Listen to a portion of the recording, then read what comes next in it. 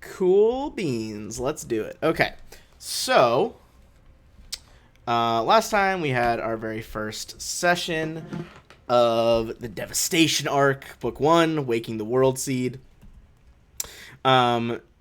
You guys picked up a new crew member, Jax the soldier, who has already proven very helpful with his weapon skills. Um, as you all were contracted to come out to this new resort, thankfully not run by the previous resort company that you guys have been to, but nevertheless, still rather dangerous. They have told you that there was a group of xenobiologists. Whoops, that's not what I want to do. A group of xenobiologists were hired and set out to research on this planet that is currently being terraformed because they found native alien artifacts and wanted to see, what kind of civilization was on this planet beforehand.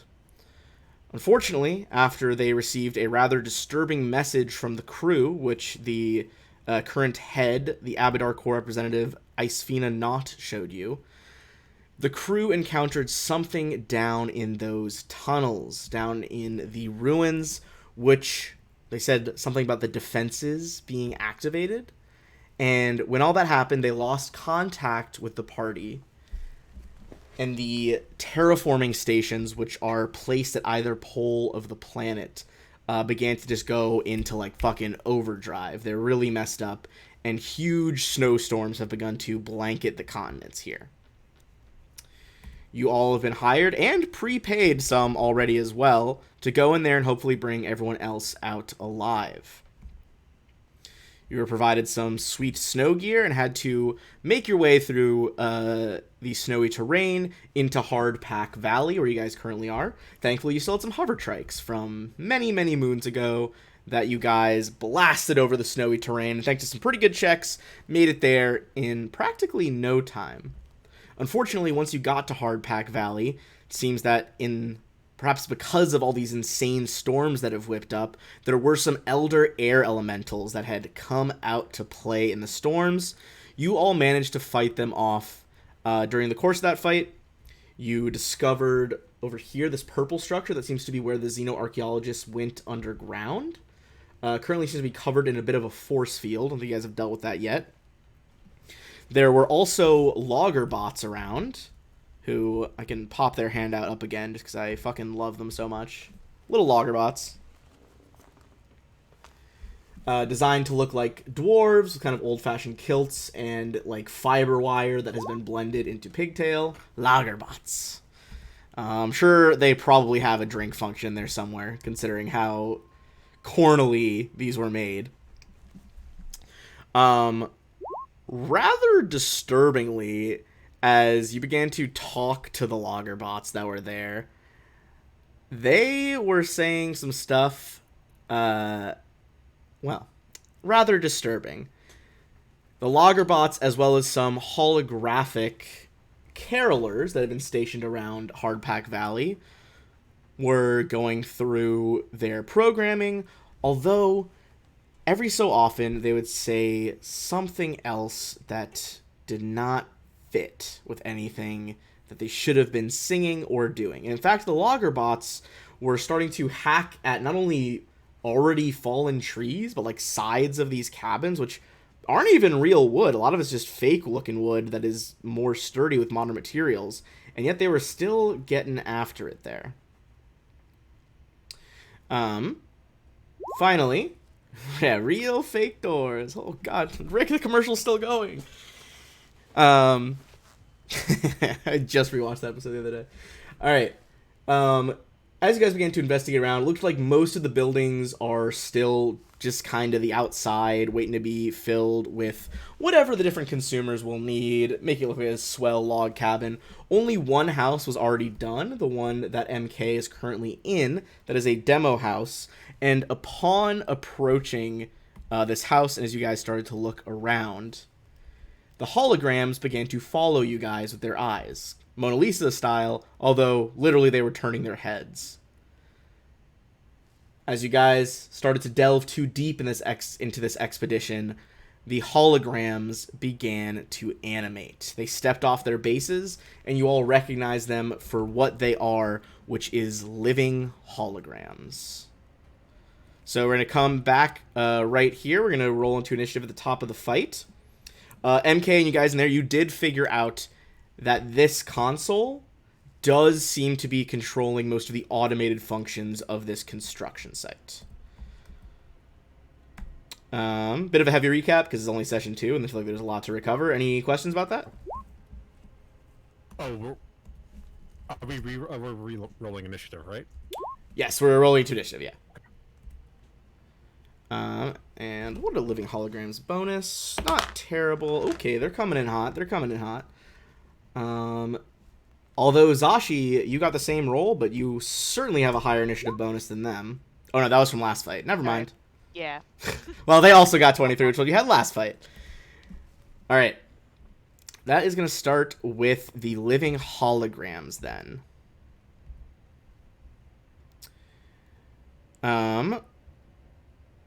They are all going to start each approaching one of you at a time. However, they are each going to take an action to activate, effectively, a holographic image, as they all begin to make doubles of themselves to confuse your guys' attacks. So essentially, as they approach you, they kind of have a default. They each have 2 versions of them as they begin to walk towards the party.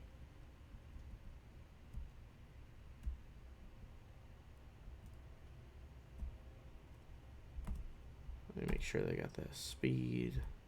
Oh, no, couldn't get quite that far to Jax. All right, that is going to be their full turn, prepping all of that. So we're going to cut over to Jax. Okay, so I've never thrown a grenade before. No time like the present. Let's start blowing shit up. Know where your friends are. Sweats. Android sweat. What's the radius on... Let's see, I have it right here. A solar flare grenade Mark 6. I believe solar flares, I want to say it's a 10-foot radius. Mark 6, though, that's pretty big. Mark 6 is... that's big money.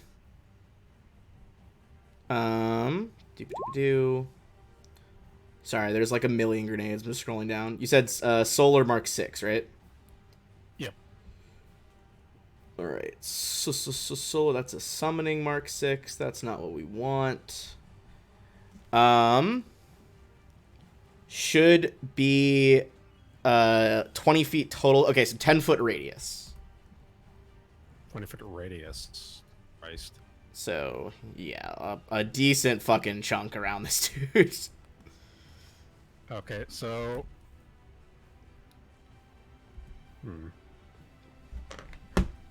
And is it a full round action to throw a grenade, or is it just a standard action? It's just a standard action. It's like a regular weapon attack. So you do roll an attack roll. It doesn't really matter. You're basically just trying to hit, like, AC 5 is the place where you throw it, and even if you fail, it lands in a random square around them. So most of the time, it's just going to hurt them. But you can crit on grenade throws in this version. So if you get a nat 20, you're going to, like, double that grenade damage. Alright, so I'm going to take some evasive maneuvers, sort of, and get... Zigzagging through the snow. Yeah. Because I think guy right next to me still gets an attack, but... He will, yeah, he'll try to take an op attack swing at you here. And I'll move to right there. Alright, And the grenade. Alright, so you're gonna chuck a grenade. He is gonna go in with an op attack, with a... You see his hologram kind of, like, condense in midair.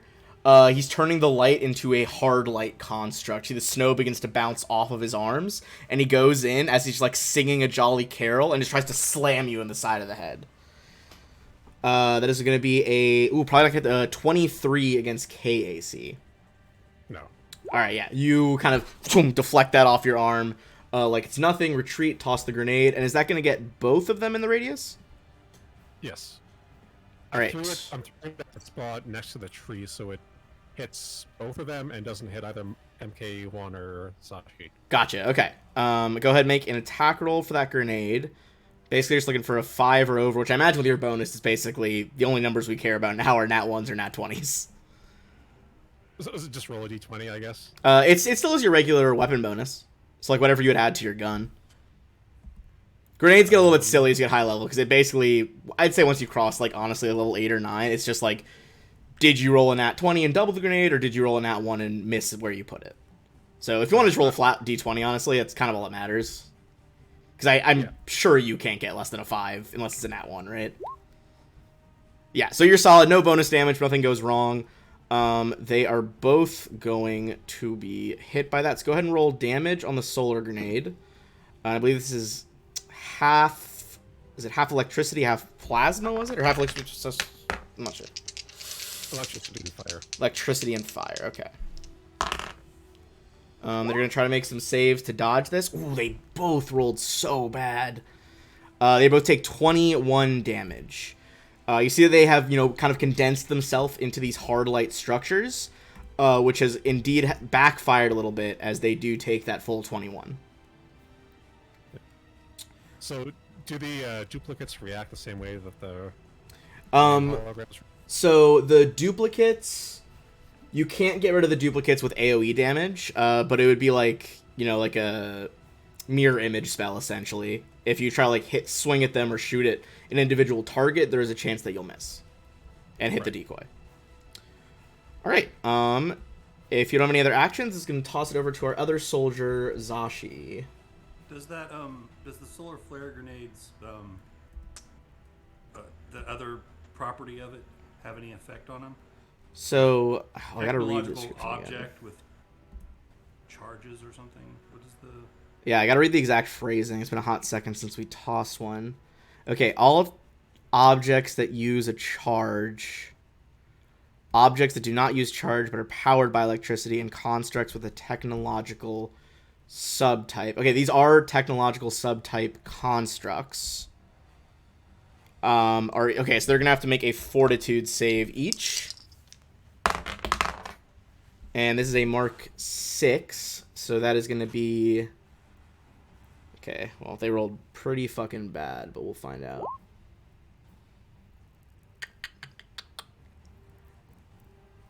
One is going to pass, and one is going to fail. Its functions are suppressed.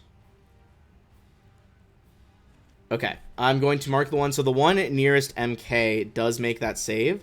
The one to the left is going to have its function suppressed. And you see it kind of freezes in spot, and almost like a spotty reception on a TV seems to be flickering in place as it is frozen. Good shout. Yeah, those grenades are fucking crazy. Zashi, go ahead. And I'll do MK's turn while we're doing this, because he's not here right now. I know I'm kind of taking up a lot of time. I never threw a grenade before. I think I have something for grenade. Oh, yeah, go for it. Let me just see what that is. Increase the range increment thrown by 5 feet per level. Creating a grenade. Okay. I don't think that's going to change anything that you did, but you can huck them farther than normal. Okay. I just wanted to make sure I wasn't missing out on. Yeah, shortchanging yourself. Anything? Yeah, I think you're good. You got it. Okay. All right. All right. Zashi, what you doing? All right, Zashi is going to both of these gray squares or rectangles are doors, right? Yes, those are any that color rectangle is a door. All right. I would like to move up here. Okay.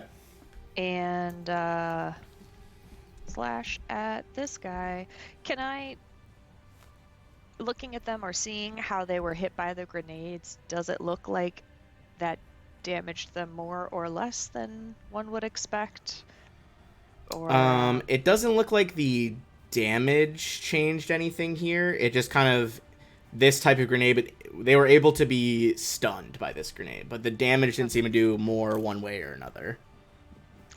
Would I, and you can tell me if there's some kind of check for this, but I just think of me thinking of slashing at a hologram. I don't expect it to do much. But would Zashi think that it's worthwhile to swing with a sword, or I would not? say so, because you saw, like, it looks like they have to make themselves solid to some degree to even be able to hit you guys. So there is, like, some physical substance there to be swung at. There is that double still, so if you hit, you'll have to roll basically 50-50 whether you destroy the double or just hit him. Okay.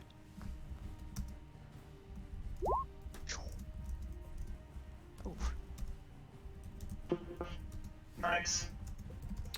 See if I hit. God damn. Alright, so that is certainly a hit. Go ahead and roll either a D2 or D100. Highs is a hit, lows is a miss.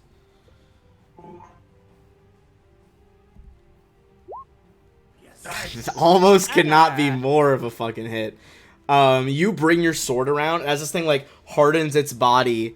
You like focus up and hit the one that's real and cut a huge slash. You feel, you know that feeling where like on an old cathode ray TV where you like you put your hand over the glass and you feel all that like huge amount of static electricity. You kind of like feel that feedback coming back up your arms. But it seems to significantly damage the hologram. Is Zashi's hair standing on end? Yeah, there's certainly some standing on end here. I hope so. She's rocking a ZZ top. I believe, yeah, that's gonna bring it up to it's gonna bring it to blood. It does seem to do a little bit less because they are holographic, but they does still drop this one to bloodied. Awesome. I will say, I think Jax, you would have noticed that like the blade was not as quite damaging, but the energy from the grenades did not seem to be reduced in any way. Okay. Good to know. Yeah, I think that's our whole action. MK, remember, if you, I don't know what you're planning to do, but if you want to stand near me, adjacent to me, I might be able to give you a +2 circumstance to AC. But I wanted to be flanking for this, so. All right, fair enough. Toss it over to Flack. Flack, you're overcome by the alien structure at the moment. Yeah, you mentioned that inside this one completed cabin, that there was a computer that would look like running some of the automation.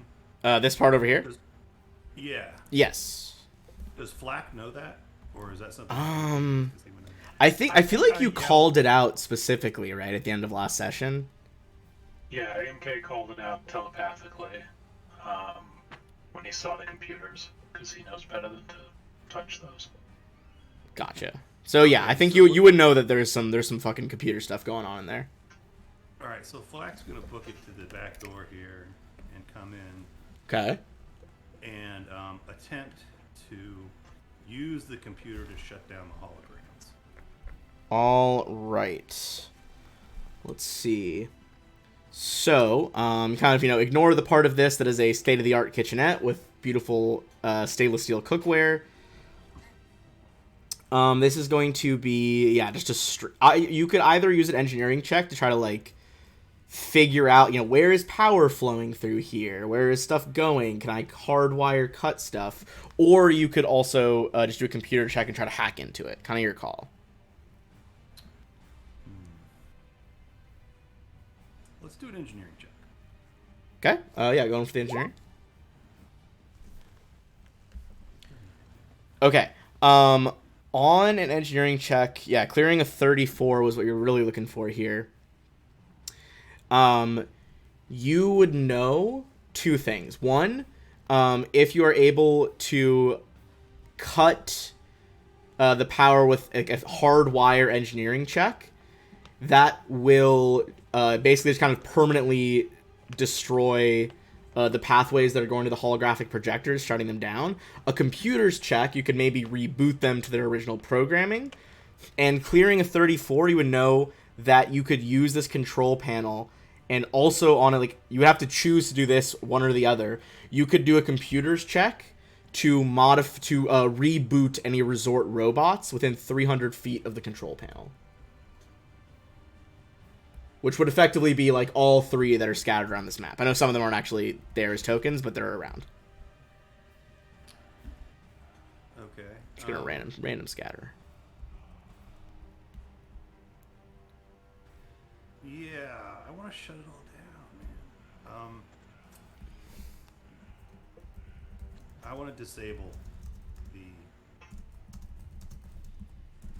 I guess you said it was an engineering check to disable just the hologram. Just going for the holograms? Yeah. Yeah. Let me do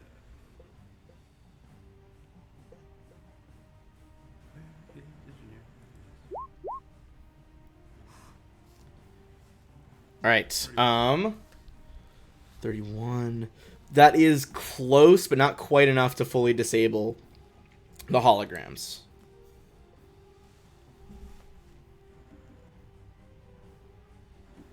Alright, I guess that's my action, so am I done here? Yes. That, unless you have any more bonus actions or anything. Nope. All right. In that case, it's going to go over to MK. I'm gonna try, but my internet is freaking out. You're good. I'm actually, while you're figuring that out, I'm just going to reboot some of our API scripts here so that I get the turn tracker back.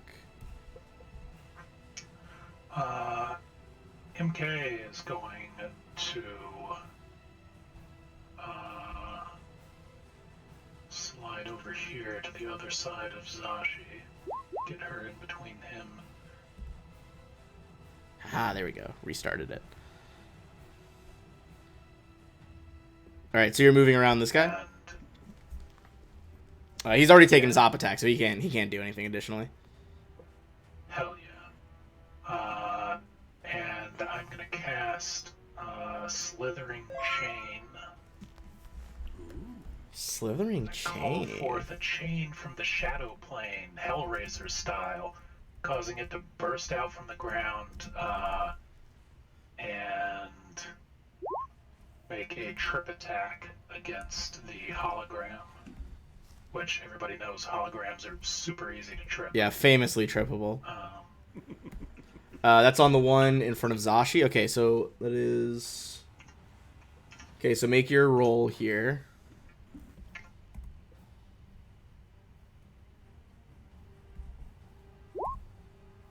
Ugh. God damn it.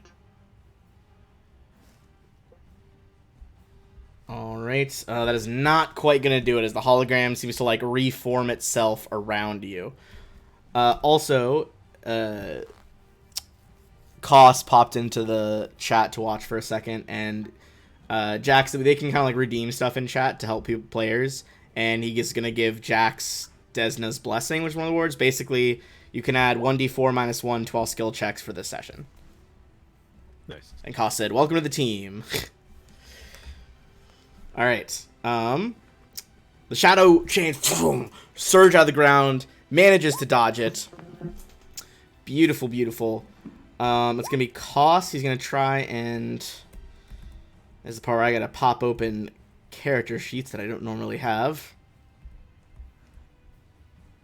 I think Koss is going to activate his tracking here and go in with a unarmed... Actually, he saw the energy works. He would be smart enough to put that together. So he's going to go in with the plasma sword on a full round attack against the hologram directly above him. It's going to be a potential hit and a miss. Going to roll a d2. On a 2... that is a success. Okay, he destroys the double. This one no longer has a double. That is going to be our holograms.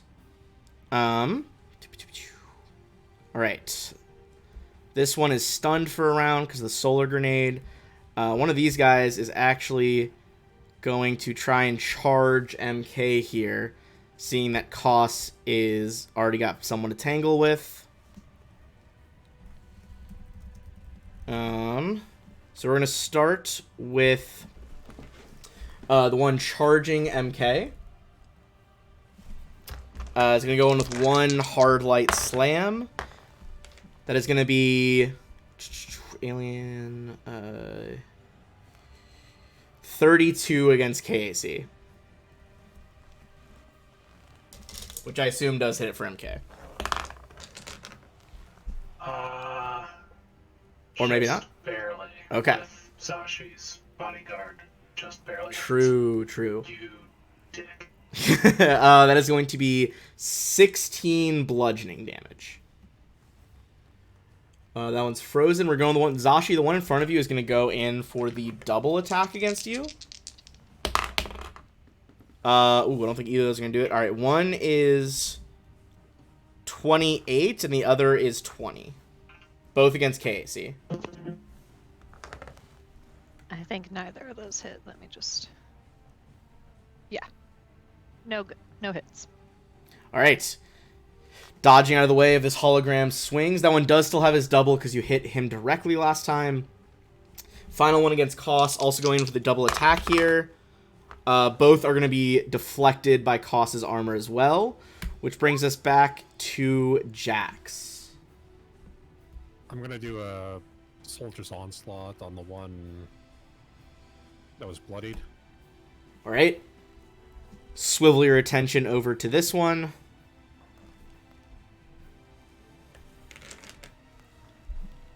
And Soldier's Onslaught is -6, correct? To use all 3 attacks, I believe it is -6, yes. Okay. I'll just make 3 regular attacks. And... Yeah, no worries. I'll double check. We could probably write you like an attack script for that would do the same, but... Use rolls. Okay, so that is going to be... Let me scroll back up to the previous one. As you activate the artillery laser, it's going to be effectively 20, 17, and 21 against the EAC scores. The 20 and the 21 both are going to hit. The middle one's going to miss. But that is still going to be 32 fire damage on one, 23 on the other. And with 2 of the lasers go towards it, it does still have his double. So roll a D100 or a D2 for each of those 2 hits to see whether you're slamming into the double or its copy. Okay, so first one destroys the double automatically, so the second roll didn't matter. So it is the final shot of yours that connects for that full 23. So now this one and this one both do not have doubles. That is going to be Zashi.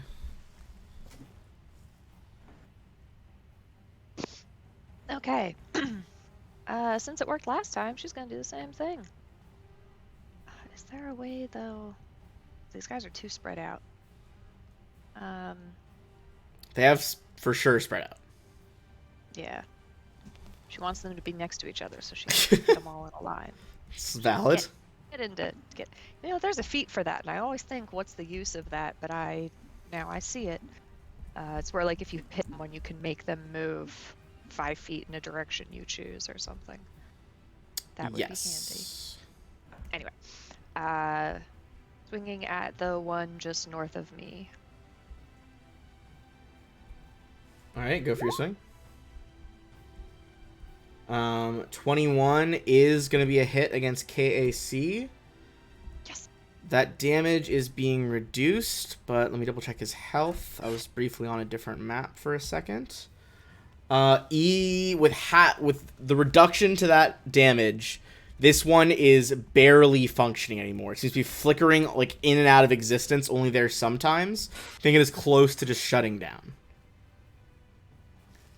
Anything else? I think so. All right.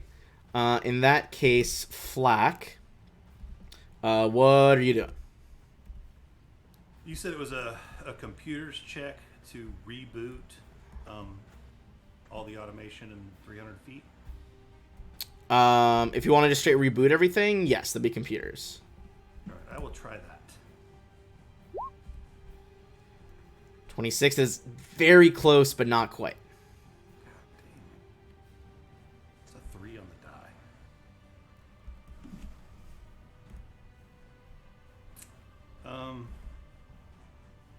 Dang. That's my action, right? So I really kind of don't have anything else. I'll go ahead and enable my cloaking field since I'm not moving. Fair enough. But that's it.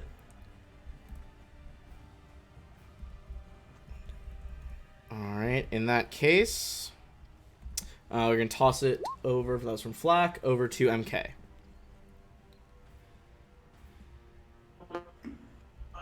Okay. MK is. Can I make a mysticism check to? I can't remember if we did this last time or not, but I'll make a mysticism check to see what I can learn about these technological constructs. Fucking trash. I say I wouldn't learn much more about them. You would know. I would say in 24 you would learn an additional piece if you don't entirely reboot the program. If you just like destroy the actual things you're fighting, they'll regenerate in 1d4 hours. Terrific. MK will telepathically tell everyone that we need to shut the system down, or they will come back in a couple hours. Right. And then I'm going to activate my Starlight form and get the fuck out of here. All right. Fly up 25 feet. Nice. Okay. You're gonna fly up. That will provoke an attack because he has not done one this turn. But that is gonna be a miss with a 2 on the dice. So that'll be over to Love it. Koss. Koss is gonna try and attack again. Still going in with the plasma sword because energy is what is needed here.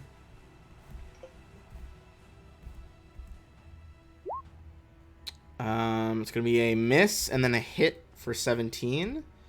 This one had not been hit yet, but its double is destroyed, so automatically goes through. And that is going to be back to the holograms. This one is going to, I believe, unfreeze now. Or no, it's a number of rounds. Let me double check. Number of charges. If a total object is powered by electricity.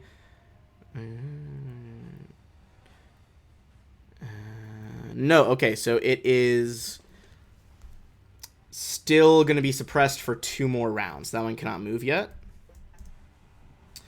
The ones over here, they're going to close in on Zashi for flanking and both go for a double attack.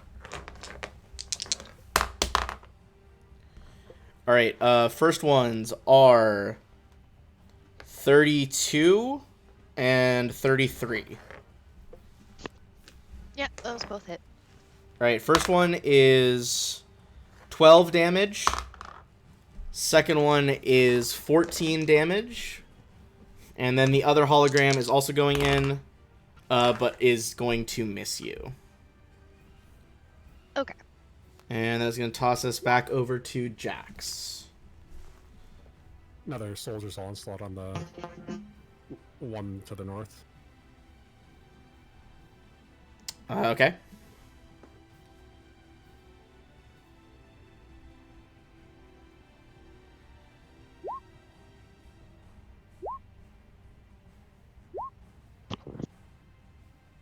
All right, so subtracting 6 on each. Let's go. Let's scroll back up. All right, 29, 20. Okay, they are all going to hit this time. And with those successive impacts, boom, the one to the north is going to be removed as its holographic body fails.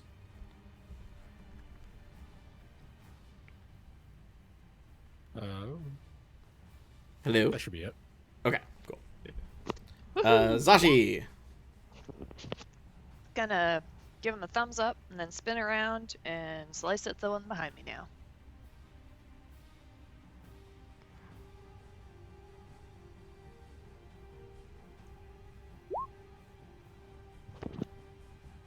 All right. That is going to be a hit. I believe this one still has its double going, so go ahead and roll the percentage. And we'll see what we're working with here. That time it doesn't hit, but you do destroy the double, so there's no more doubles. The only one that still has a double is the stunned one. Which brings us back to Flack. Yeah, I'm gonna try the computer check again to reboot everything. Okay. That's better. That will do what you guys hear. Flack's, rapidly typing across the keyboard in there. And one by one, the holograms are going to power down. Same with the bots. They are no longer chopping at various surfaces. They also kind of, the glow leaves their eyes and they shut down as well. Flat checks the fridge in the cabin. Unfortunately, it's just for show. There's no actual food in there right now. Can you only make one attack with a melee weapon per round? You can still do multiple attacks. Zashi was just doing one to get the higher chance to hit. Oh, okay. It is still an option though to do all the full attack stuff with them. All right, so you have fixed the logger bots and reset all the holograms as well. So we're gonna get XP for all of those things. It's gonna be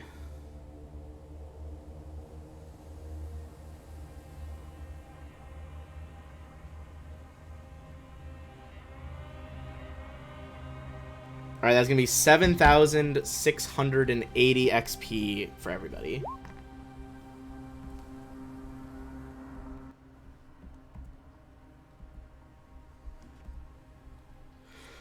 What are we at currently?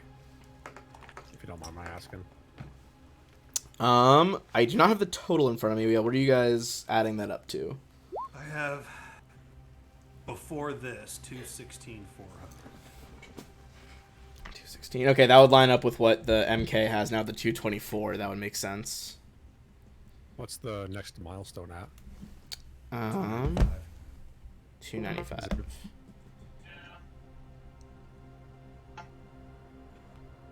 So we gotta kill a lot more stuff for a level up. Lots more stuff, or lots more plot things. So there are still, there is still XP bonuses for just, doing, campaign stuff.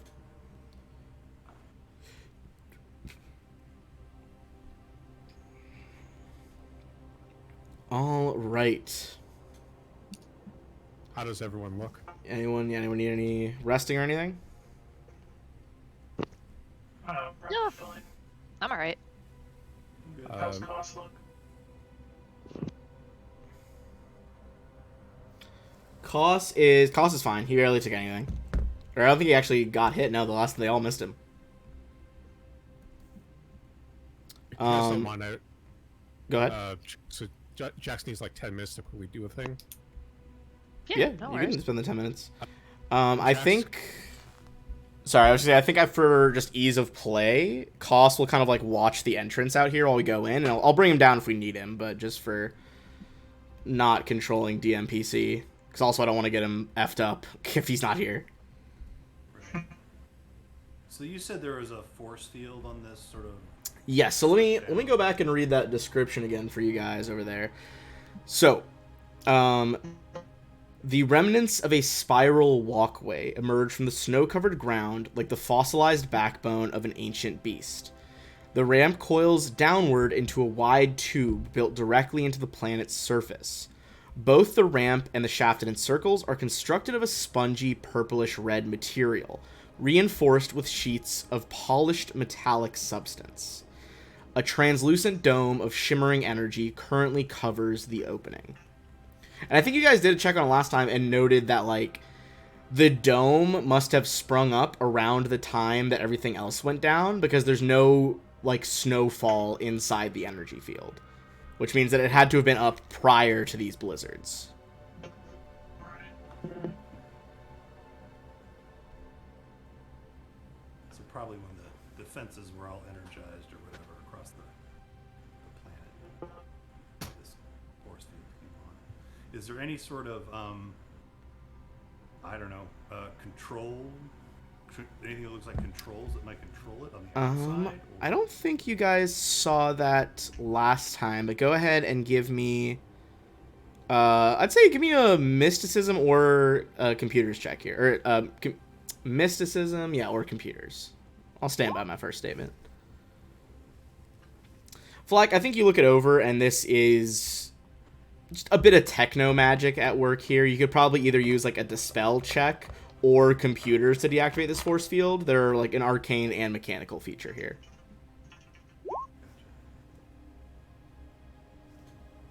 Well, I guess I'll give it the old computer try.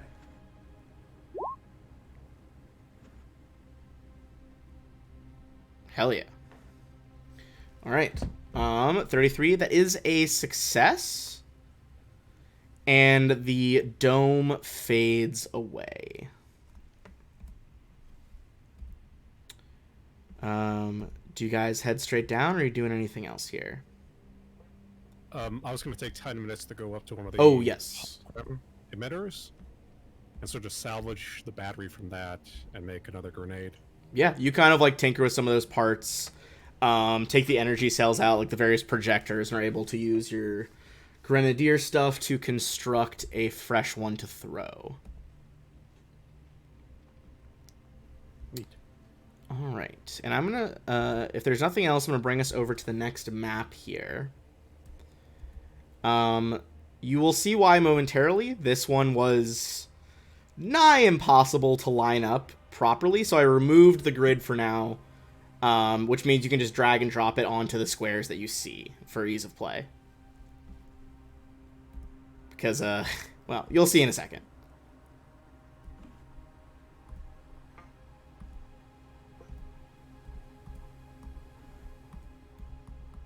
Does the inside kind of look like an alien spaceship? I will describe what you are seeing momentarily. Let me just try and cut the circular part of that room out real quick.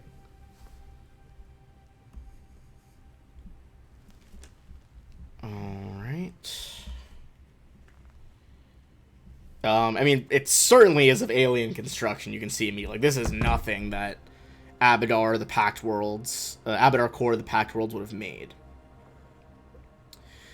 The ramp descends down into a circular room surrounding a transparent crystal cylindrical chamber filled with a blue plasma-like substance.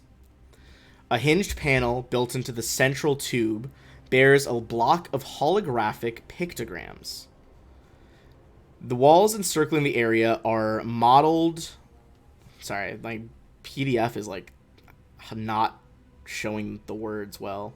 The heck? Okay, I just had to re-highlight it, I guess. That was bizarre.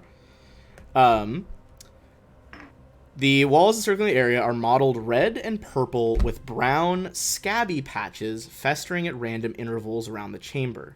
This material has been reinforced with panels of glossy metal. Arcane symbols inscribed on these panels glow and gradually fade before appearing elsewhere around the room. The only exit from this room is a sealed circular aperture, kind of like irised closed, to the west.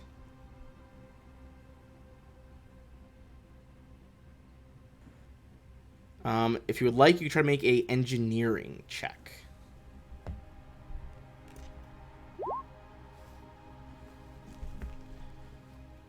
Ooh, it was exactly 40 that you needed. Checks do be getting higher in this AP. All right. You look around this room, like the weird, container in the middle, like this misty plasma-like substance, determine that it is both magical and technological in nature. And you begin to deduce the chamber's purpose and learn that it in fact no longer works as intended. The structure was most likely a Magitech facility to transport scientists from this wing to other locations planet-wide. This is probably only one section of a much larger network of facilities scattered around the planet. You would think maybe it's possible to recalibrate this transportation system in the room, but it would be exceedingly difficult and would certainly take you days of work.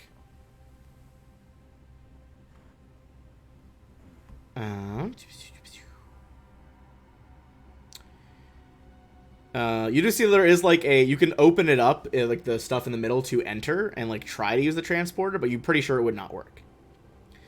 To the west, that iris closed door seems to be equipped with a biometric lock. Which is unfortunate because you're pretty sure whatever lived down here does not share your guy's DNA. Although you think you could probably rig it and, you know, kind of brute force or engineer your way through. On a 40, you see that this door, now that defenses have been activated, quote unquote, is rigged with a trap. A creature that does not match the intended DNA profile, unless you disable this first, upon touching the door, will activate a disintegration trap. You think that essentially it'll fire like a concentrated disintegration beam into whatever targets it can currently see in the room, visible to that door. God damn. And out of character, basically, disintegration beams is like a absolute absurd amount of acid damage mechanically.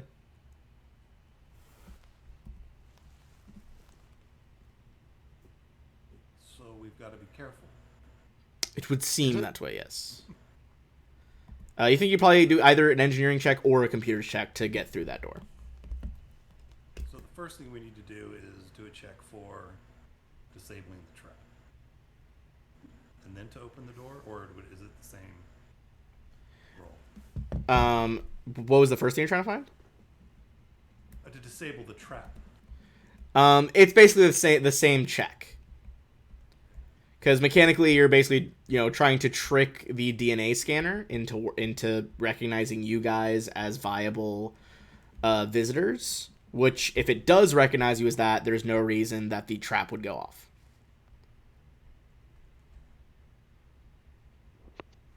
Somebody want to help me out on an engineering check?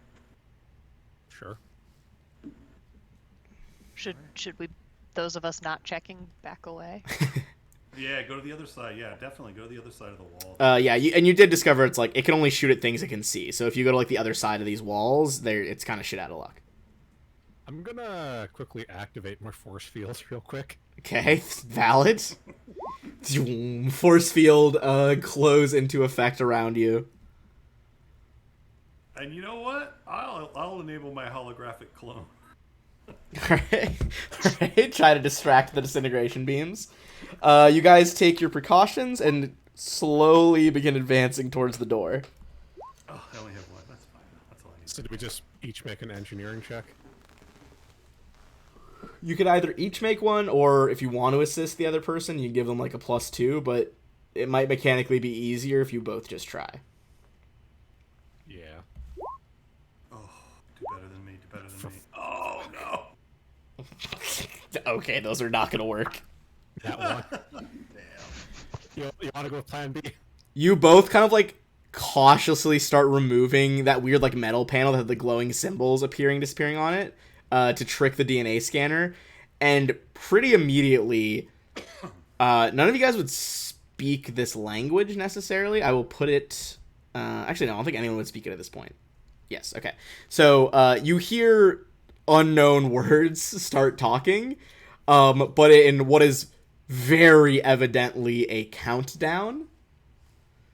I am going to say both of you can make a reflex save to try and like dive behind the walls for cover before that countdown hits. I am going to use dive for cover. That's extremely fair. Okay, so you roll it twice. Okay, that's awesome. Yeah, Jax, your shoulder training kicks in, and you immediately just like tuck and roll. Christ. Okay. Both of those flack just barely. I'm sorry, but both of those fail. So now I'm going to need both of you to roll a fortitude save, as unfortunately for you, it can hit anyone that it can see, so it's going to hit you and your holographic double. Both of you guys make a fortitude save versus the acid damage of the disintegration beam. God, no parts of these steps are working great for you guys. Christ. Okay. At least Jax passed. I passed. Um, Oh, God. Flack, you're gonna take the full 66 acid damage. Oh my god. And you take 33, Jax. I don't know if that's enough to get through your white force field. But yeah, 33 acid damage. 6, not 6d6. No, not 6d6. In reality, it was 14d12. I actually rolled pretty bad. Damn. I guess actually it was pretty average for 14d12. So Look at that. So it just ate up all of my force field, right? Pretty much. I think that is pretty much what you have. And at this point, you see, like, these were obviously very powerful defenses. They're not working anymore. You think that was kind of like it only had enough power from whatever it's drawing from to do that like once. And at this point, you can effectively take 20 to open this place. How loud was that disintegration? How loud was it? Yeah.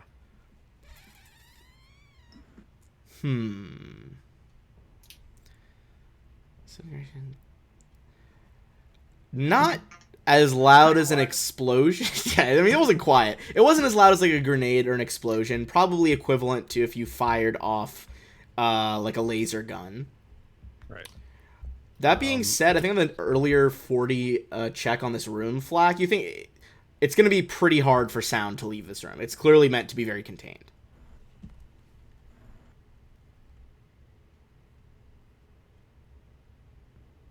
Do we want to just take 20 to open the door, or do we want to, like, bust it open? Well, I need 10 minutes to sort of catch my breath. Yeah, that took a lot out of you? It took half my stamina. Just like 10 minutes. You know, You stand guys for a can second. rest and can start Yeah, you guys emerge from cover. hacking away at the door. She's like, yeah, we got this. So, wait, I take half of that 66, right? Yeah, so you took 33. I'm not sure how much. Well, you have the white force field, right? Yeah, so it's 20 temp HP, and I think I also have something that gives me acid resist. I don't know if that works for this. So that would basically the resistance doesn't take place on the shield, but it would take place afterwards. So you said it was 20. So 20 of it is removed, which means only 13 of it gets through to you. And then what's your acid resistance? Is it like to a certain number? 5. 5. Okay, so reduce that 13 down to just a 9. All right. And that's off of my stamina first, right? And off that's still just off of your stamina. Nothing hit point yet. Yeah. I'm good to keep carrying on. Do we want to bust open the door? Because I can probably shoot through it with my...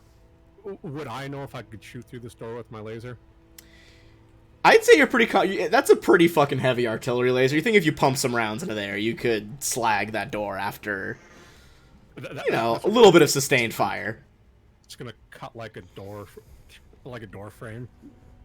Kick it open.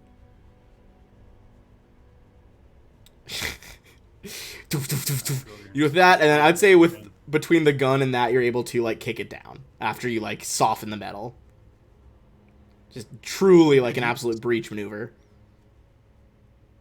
You guys are counting your shots for ammunition, right? Or do you not track that? We are counting if you have entered. I mean, I feel like you guys have so rarely run out of anything. Because you get batteries back pretty damn consistently. I don't know that we've ever really bothered with it. How many shots do you think I would need to take down the door? I'd say like 5. 25? Yeah. There's usually so many places in different facilities to recharge batteries. Because you can like recharge them for free in most places. Nice. And, God knows you guys have found so many batteries over the adventures. I bought like... Tons in the loot log. I bought 5 ultra capacity batteries. Oh, it's going to be extremely unlikely that you ever fucking run out with that much. I have enough DACA to end to the... Yeah, that's a lot of DACA. Hey, are there anything that looks like writing or symbols on the There wall? was some arcane and like other iconography here, yeah. Can I try to decipher that? Oh, nailed that. Maybe with a culture check? I would say, yeah. Give me a culture check. And I'm just gonna reveal that like there are 3 more doors around this section here. It's okay. It's just more doors. God damn it. 32 total? I would say on a 28 32. or 32, yes, because this is certainly intricate or very old writing. This does not match any of the species on record or like that currently exist in the galaxy. It also doesn't match the species you guys earlier like thought about the species that made like the stellar engines and stuff. This does not seem to be them either. Seems to be some sort of unknown calligraphy at this point. I'd say it's possible with continued checks you'll start to piece it together, but it's something like you need to, you know, spend some time trying to establish like common roots for the different calligraphic symbols to like things that actually exist.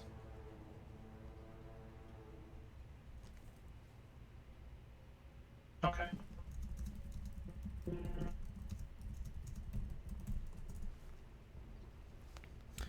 All right. Cool. So I'd say at that point, yeah, pretty much surrounding that room. You have 3 more doors leading out of this next hallway. 2 to kind of like the northwest and northeast, and then 1 to the southeast.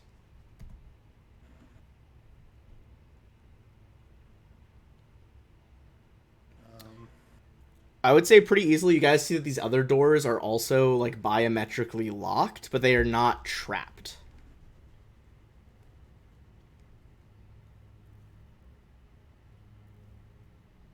Well, that's good. That is nice. Wanna listen at him?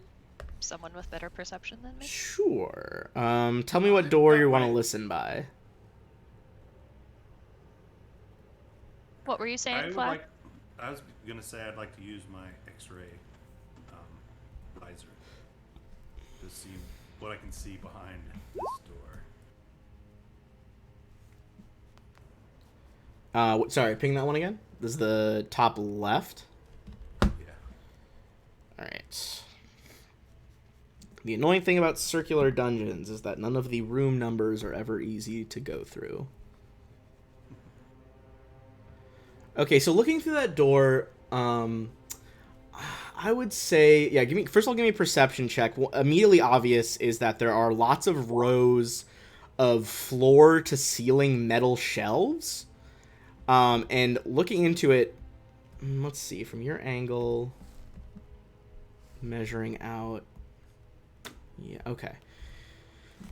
You can see that a lot of the shelves here seem to be more in line with being an armory. You see like packets of what looks like ammunition, armor components, as well as computer parts kind of crammed intermittently around here, and even what you would think are maybe some deconstructed weapons of various types, although clearly of a design that is, you know, a bit alien, pardon the like pun here. Additionally, I would say on the perception check, like not only are the aesthetics alien, but you're kind of like, these don't look like they would be that easily held by like traditional Pact World species. Like just like the ergonomics of it would imply not as much of like a traditional bipedal 2-arm approach. Gotcha. MK, you were listening in on the top right, correct? Yes. All right, going to that room. Let me just go back here. You can hear the sounds of various kind of machinery, like and like, you know, steady, like almost like a, you know, like boop boop, just like steady pulses. You hear the whir of what sounds extremely similar to the force field that Jax just had up, but is like still running. And on that high check, you hear a voice groan. Sounds like they're in pain, and you hear it. Do you speak Kasathan? Kasatha? Almost certainly. I'm like pretty sure that you Yes. do. I do. At this point, it'd be better to ask what I don't. Yeah, you're not wrong. You hear kind of like, oh, what hit me? Oh my god. And you guys would know from the brief earlier that one of the xenoarchaeologists is Nifri Zama Skidron Sai, a male Kasatha. I will telepathically communicate to the group what I heard. Yeah, I'll let everybody know that this is an armory of some sort. Ooh. Sorry, what did you hear in Kasatha? Basically, just like it sounded like someone kind of like groaned in pain, and then was just like, shit, what hit me? What is the Kasatha? Like, I showed the language without knowing what The it language? is. I think it is Kasatha. Oh, you're asking like who are they? Yeah. Here I can probably just like drum up a picture really quick. They're the four-armed, Like long head like, looking aliens. spiritual- Yeah. Here, I'll drop some art right here really quick. They actually were briefly in Pathfinder as well as like an alien species. But yeah, like multiple arms, elongated head. Been around for a long time, like since, back in like Pathfinder days they've been around. So this is like a very established species. Would you describe them as friendly? Yeah, they're decently friendly. They are one of the like primary species of the Pact Worlds and are on, most of the species of the Pact Worlds have like an alliance to work together, and they are generally considered to be like an important part of those alliances. There are certainly like factions that, don't gel with people, but as a whole you would say they're not like actively enemies. I would ask MK if the voice you heard, does it sound like it's in need of help, or? I think you would say so. Yeah, it sounds like it was injured. I was about to send a telepathic message to it. If I can, without seeing it. You'd have to check the description of that telepathic message, but potentially. Have you already It says checked up. Just another- says up to one creature.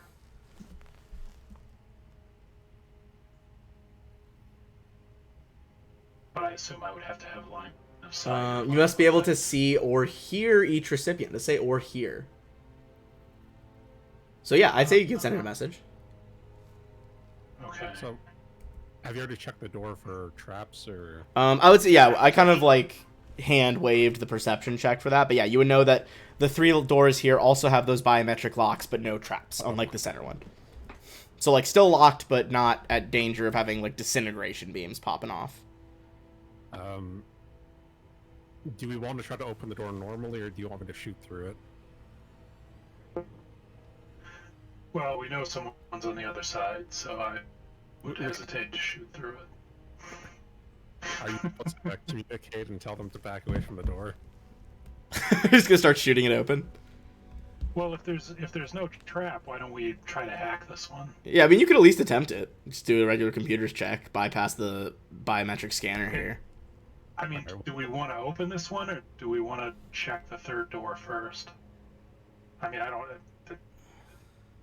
know who that guy is, so he can wait while we make sure we're safe here. Right. All right, if you're trying to just pop it open, go ahead and... I think we were going to check the other door first. Oh, check the other one first? Okay, are you looking through with the x-ray stuff as well? Yes. I was on mute, sorry. Yes. You're good.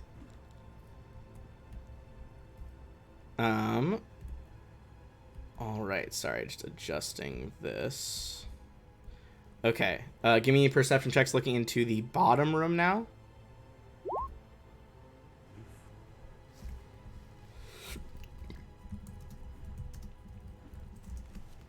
Alright.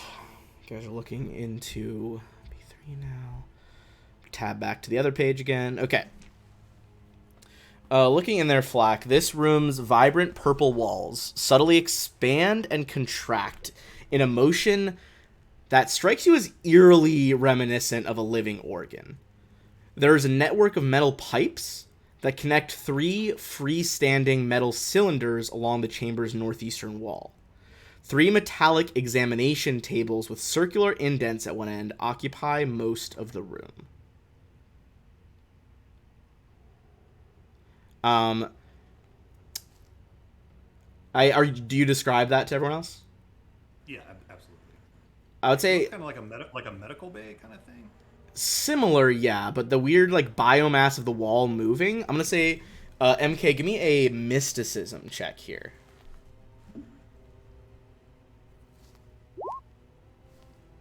God damn it. No, that'll do. It's exactly a 34, actually.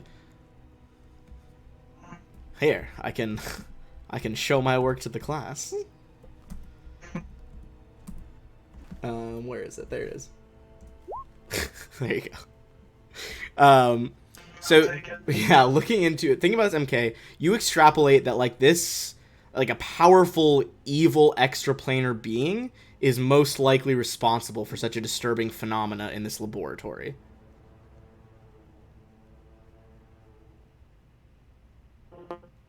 So yeah, most likely there is something there. I suggest we leave the evil room alone for now, and maybe check the armory first, and then check the. Sure. Oh, sorry, go ahead. Nah, that was it. I was gonna say, it's like, okay, what do we care more about, the guns or the person? Because I think Jax, as much as a mercenary as he is, the guns can wait. The person might die. Yeah, and the person might help us get the guns if there are like security things in the room. So Was I'll it a vote person. computer's check to hack the door? Yes.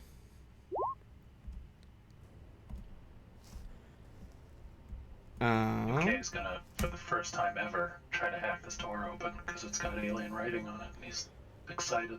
This one is a bit easier. That does work. He All right. giggles. He giggles.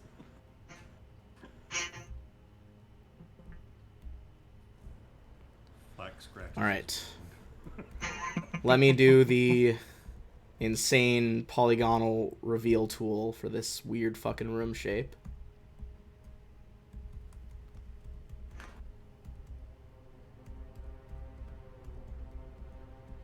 Aliens don't abide by your linear system, man. Yeah, they truly don't, and it's kind of a problem. All right. Scrolling back down. What the fuck is that? Magitech Research and Development Center. Metallic islands equipped with bizarre machinery rise from the floor of this crowded laboratory. A miniature force field surrounds a growth of iridescent crystals to the north. A nearby display features crystalline fragments on a metal slide. Bundles of wires and cables attached to each piece of equipment trail on the floor before disappearing to the chamber's walls. In the southern part of the room, strict tidiness and order give way to a pile of overturned machines, dented metal slabs, and broken glass. So, looks like there's a variety of stuff in here. Let's start with a life science or mysticism check as you begin looking around the room. Oh, come on. Those are both a little too low to discern. Yeah, those are all too low to discern some of the strange machines here. Fuck. I give up. Next is going to be a computers check. That was kind of the stuff closer up here in the north. Next is a computers check on the things facing this way, at which point you do see as you enter the room, there is a now unconscious again Kasatha. This would appear to be Nifri based on the description. Can I detect magic on the stuff up here? Yes. Give me one moment. We'll do computers first, then we'll deal with that. Sure.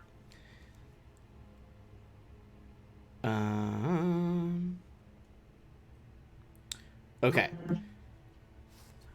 So, over in this section, this part of the room would appear... Whoops, pinging the wrong layer here. This part of the room would appear to be more of a tech research area, particularly focusing on nanotech development.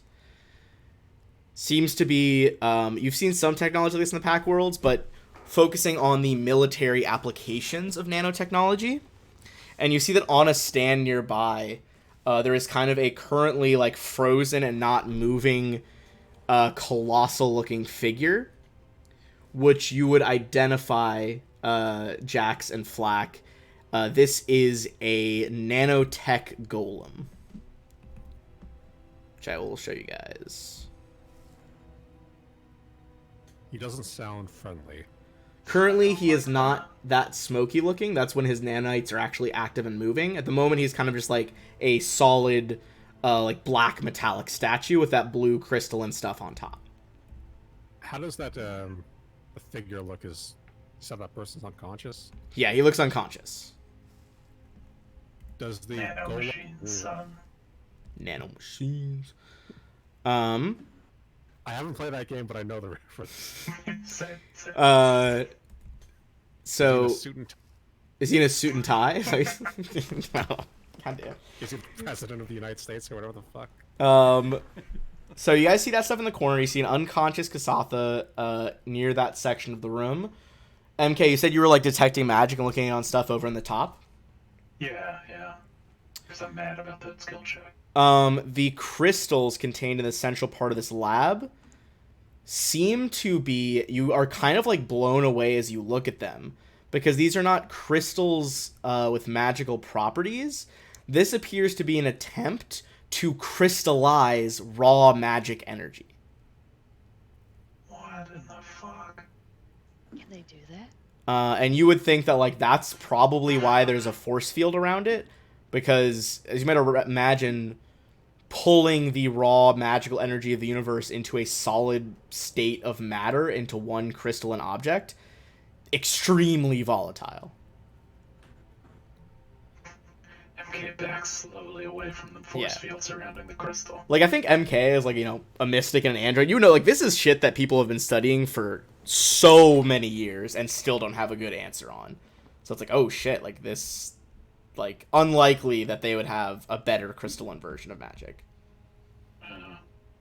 You would think that you could potentially, with a mysticism check, try to harvest some of that for later experimentation, as that is a decently rare discovery. What is the golem up to? Is he just chilling in... He is literally just fucking, like, standing there. Does he seem to notice us?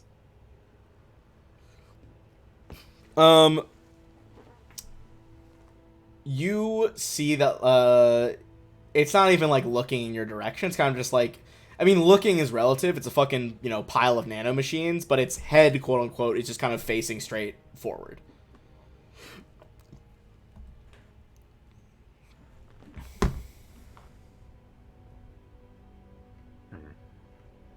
Do we want to try getting the person that's unconscious, or do we want to...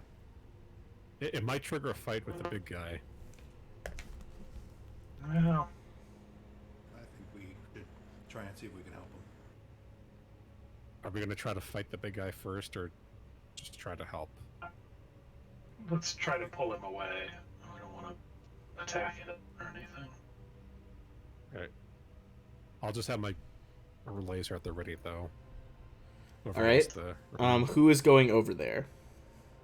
I can go. I'm small. All right. Zashi, you begin to go check on Nifri Zamas Gildren Sai.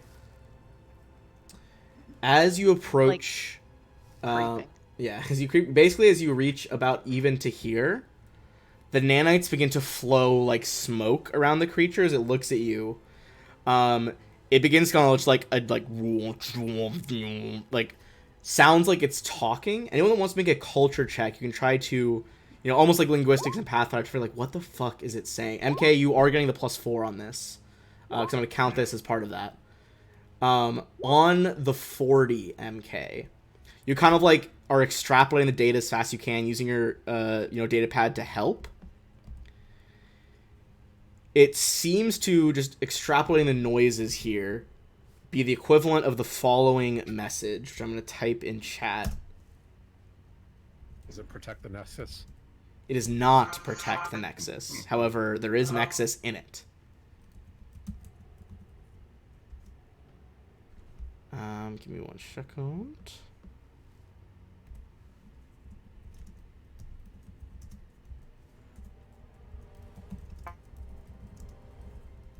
Protect your nexus.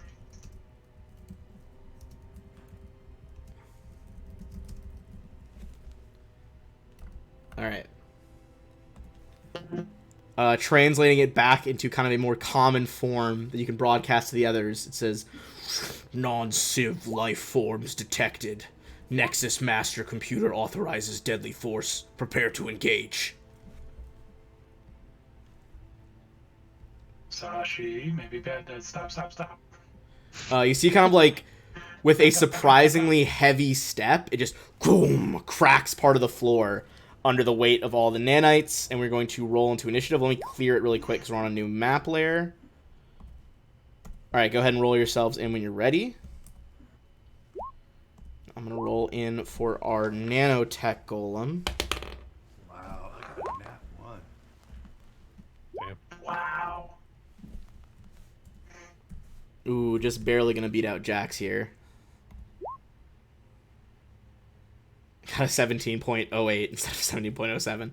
MK, that is you. As you kind of like, have broken away from the very interesting experiment going on over here, translated that message. And you see this thing stepping forward. Let's say if you want to give me a... this would be actually a computers or a mysticism check. As you try to figure, like, what is the techno-magical properties of a nanotech golem? Ooh, smashing it there. Okay. Thing number 1. Typically, nanite golems are self-repairing. That means the nanites will continue to replenish themselves. It has effectively regeneration, unless you can use acid or fire-like mechanics to disrupt the nanites' replication routines. You would know that it is, since it is essentially just billions of different parts in one, it can see everywhere and is therefore unflankable. You would also know that it is immune to magic. What? The How is that only even a thing? there are certain spells that can get by it. One of which is discharge or greater discharge. Oh, great. Another magical effects that deal cold damage slow. Cold damage will slow the golem as it messes up the circuits within the nanites. And finally, you would know that it automatically will fail any saving throw against weapons and magical effects that deal electricity damage. However, Share this with the class. you would know that that is not a good thing, as it will use that electricity to repair itself. God damn it. Let me think just it's- re-roll Technomancer real quick and we'll be set. Is this thing is it a construct that would like be hackable? It is a construct. Potentially try to hack it. It'd be exceedingly difficult because it is not like a central computer. It is like billions of individual like nanites in a cloud. Okay. Alright, well, MK will use his telepathic bond to share all of that. I don't know, it sounds like burn it, either with acid or fire, and don't electrocute it, you'll just charge it. What? Fuck me. Yeah, nanite golems, scary. Pretty scary. It's fucking bullshit. Alright. That is always the answer of casters against golems. Like, I feel like I've had that same reaction, like even like Rise of the Rune Lords, and they encounter like a really big golem in that adventure path near the end. Like, it's bullshit. How could it not be affected by magic? It's like that's just what they do. That's why somebody made a golem. Yeah, So that is it wouldn't be entirely the reason for the why golem. they exist. MK will also shout urgently, "Don't hit the crystal! Don't hit the crystal! Don't hit the crystal!" And then Solid he'll cast advice. haste on everyone. Ooh, phew. Magic ripples through the room as all of you are hasted. Purple magic swirls around each of you. Anything else, or tossing it over? Yes, those I are all the think that's- effects. Take notes. That's plenty for me. Zashi. Okay. How tall is this guy? Nanotech golems are kind of always in flux, but mechanically he's about 12 to 13 feet tall. And how high are the ceilings? Hold on, let me tab back because I know all the ceilings in here are the same fucking height. Where do they describe the ceilings in here? Ceiling and door hardness. Tunnel ceilings are 15 feet high, while all rooms have 25-foot high ceilings. Okay. So remember, she's gonna activate her jump jets. And Jump hop jets or up- jetpack? Jetpack, sorry. Okay. I forgot that's a different thing here. And she's just gonna go straight up, right up to the ceiling, so 25 feet. And then I'm going to, assuming that MK shared everything about it not liking fire in particular, she's Yes. gonna toss an incendiary grenade, like on the opposite side of it from the person. Just Mark 1, I think. Okay, sorry, 1 second. Alright, so you're activating jets, going up. Sorry, I had to answer something really quick there. What was the last thing? Dropping an incendiary grenade. Alright. Where are you positioning it? Because the incendiary grenade does have like a 10-foot radius. Yeah. Ugh, I was looking that up. Oh, whoops. This says it's... No, wait, range 20 feet. That means how far you can throw it? That's how far Is you that can right? chuck it, yeah. Yeah, okay. Dropping it, like, just above him. Like, the square above him, so it shouldn't hit the person. Does that work? If not, I'll just shoot it. It's not All a big right. No, that works. Go ahead and roll damage for that.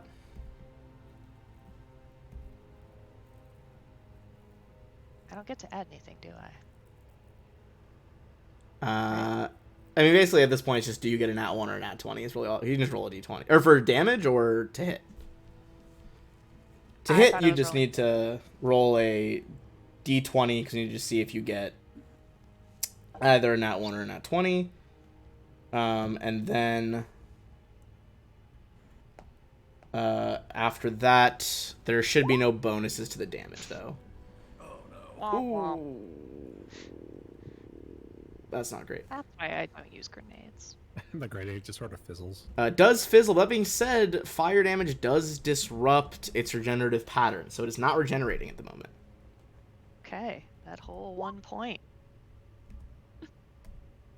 I see it just kind of continues to like repeat about, you know, deadly fourth authorized, prepare to engage. Flack, how do you make these things work? It is going to well, actually it already should have the you're how far above it are you? I'm up at the ceiling. All right, so you're just outside of its 10-foot reach. And it is not going to reconfigure into its 15-foot reach form yet.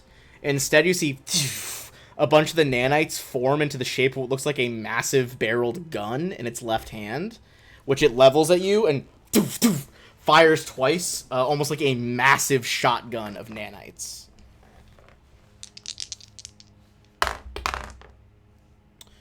All right, first one is a 35 and then a 33, both against KAC. Yep, those both hit. All right, shot 1 is going to deal 34 slashing damage as the nanites begin to rip through you. And shot 2 is going to deal 32 slashing damage as I wish she took that rest when everybody was. Scattershot just rips through the room. Sorry, 34 and 30. 32 was the second one. Thank you. Total of 66, basically. Weirdly, another 66 number. It is all it's going to do after those shots. You can already see, like, it kind of blasted nanites away from itself to make those particle shots work, and it is already reforming them. Or, like, flowing them towards its gun arm to be able to do that again. So, MK1 mentioned something about that against, like, technological items, if it automatically fails the saving throw. What was the wording on that? Basically, it'll fail the saving throw against weapons or items that deal electricity damage. The reason is because it's, like, immunities, it is purposefully letting through electricity damage to increase its own power. Right. So, I assume it's already at max charge, or... To do what? Sorry? I'm deciding if I want to throw this or not, because it does have electricity, but it also has fire, and if it automatically fails, it takes the full damage, it loses a number of charges. So here's the thing. I was in the Nat 20, you would know the pieces of this dilemma. It will automatically fail the saving throw against a grenade. However, whatever amount of that damage is electricity damage, it's going to heal that to the point of also, like, going over its capacities. So you'll supercharge it. Right. So the question kind of becomes, like, will it do more fire damage than electricity damage? If not, it'll heal more than it hurts. With that knowledge, would it automatically fail the fortitude save as well? No, it's only failing the save against the electricity damage explicitly. So it wouldn't auto-fail, like, the solar grenade's knockout tech ability. Oh, okay. I'm just gonna do a soldier's onslaught. Alright. What is there?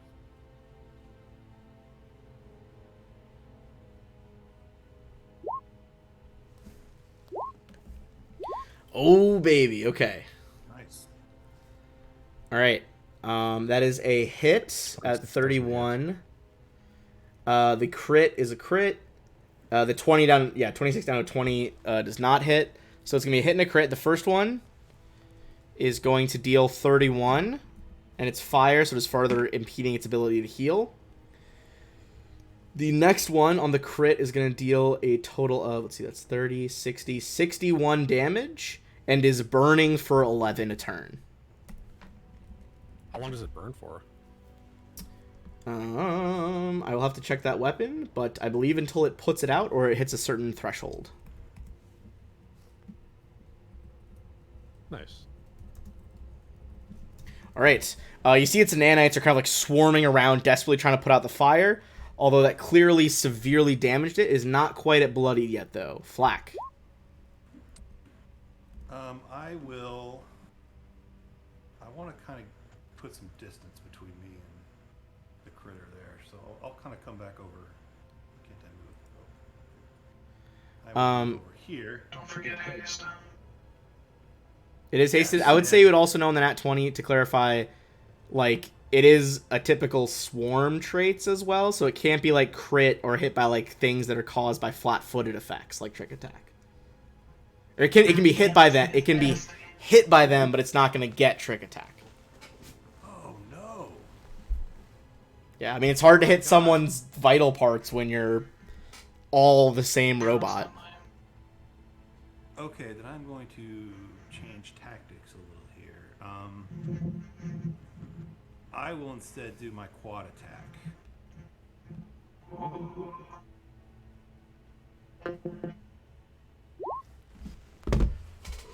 All right, you rack the slide, boom, boom, boom, boom, rapid firing your weapon. Let's see. That is going to be 3 misses and 1 hit. All right, I will. Just to give the damage, I'll do the laser pistol. Okay. 15 Closer to bloodied, but still not quite. MK, that is back to you. Oh boy, what, wonder what I could do. Fucking nothing. Stupid ass goal. Stupid ass. Dude, I can't use my trick attack. I don't know, Oh my god. I cast Life Bubble on the party. Oh, okay. Well, now here's an interesting question. Mm-hmm. Let's say I use a spell to. So if I were to cast telekinesis, do I think that it would take damage from the objects that I hit it with? They're still mundane objects. They're just being propelled, essentially. So you're saying throw objects at it, not try to telekinesis the creature itself. Right, I think. In that case, that should work then, because it being hit by objects is not something that would provoke a spell resistance check, so it wouldn't trigger its immunity as long as you were throwing stuff at it, not actually hitting it with the telekinesis itself. This is a tricky foe. He is indeed. Okay, hurl up to 15 HP.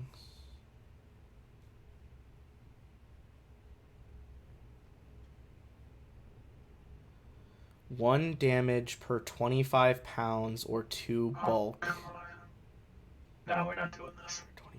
25. I don't want to do that math, so I'm not. Okay. You don't want to yeet the crystals at it or anything? I super do. I want that Jean Grey scene of me just ripping chairs and shit out of the floor and chucking them at it. But maybe a different time. Well, those would be dangerous objects, and the crystals, are already dangerous when jostled. But I want a crystal. That's fair. That's very fair. Also, if it's magical energy, is the golem then going to be immune to it? Hard to say. If it gets hit by the explosive magical energy. It could also be electrical damage from the crystals, which would heal and charge it. So I am just going to unsling my Apellion laser rifle and probably miss wildly with it. Okay, 14. The 27 and 14 both miss. As its body kind of just opens up 2 holes in the machines and just lets the lasers hit the wall behind it. Fucking worthless las rifle. Yeah, dude. It's just a fucking fancy flashlight, dude. Goddamn flashlights. Sashi. Where's my bolter? Alright. Yeah, dude, you gotta get the bolters in there. Fucking mass reactive shells out here. So ridiculous. So one, I'm gonna zoom back a few feet. I don't like the idea of him grabbing me. That's fair. I'll do. He do be grabbing. He do. Over here, that's plenty.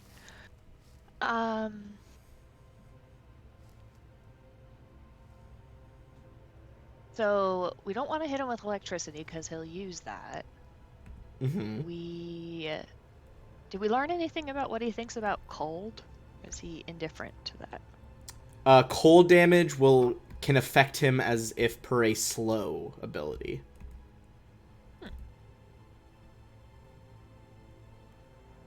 Interesting.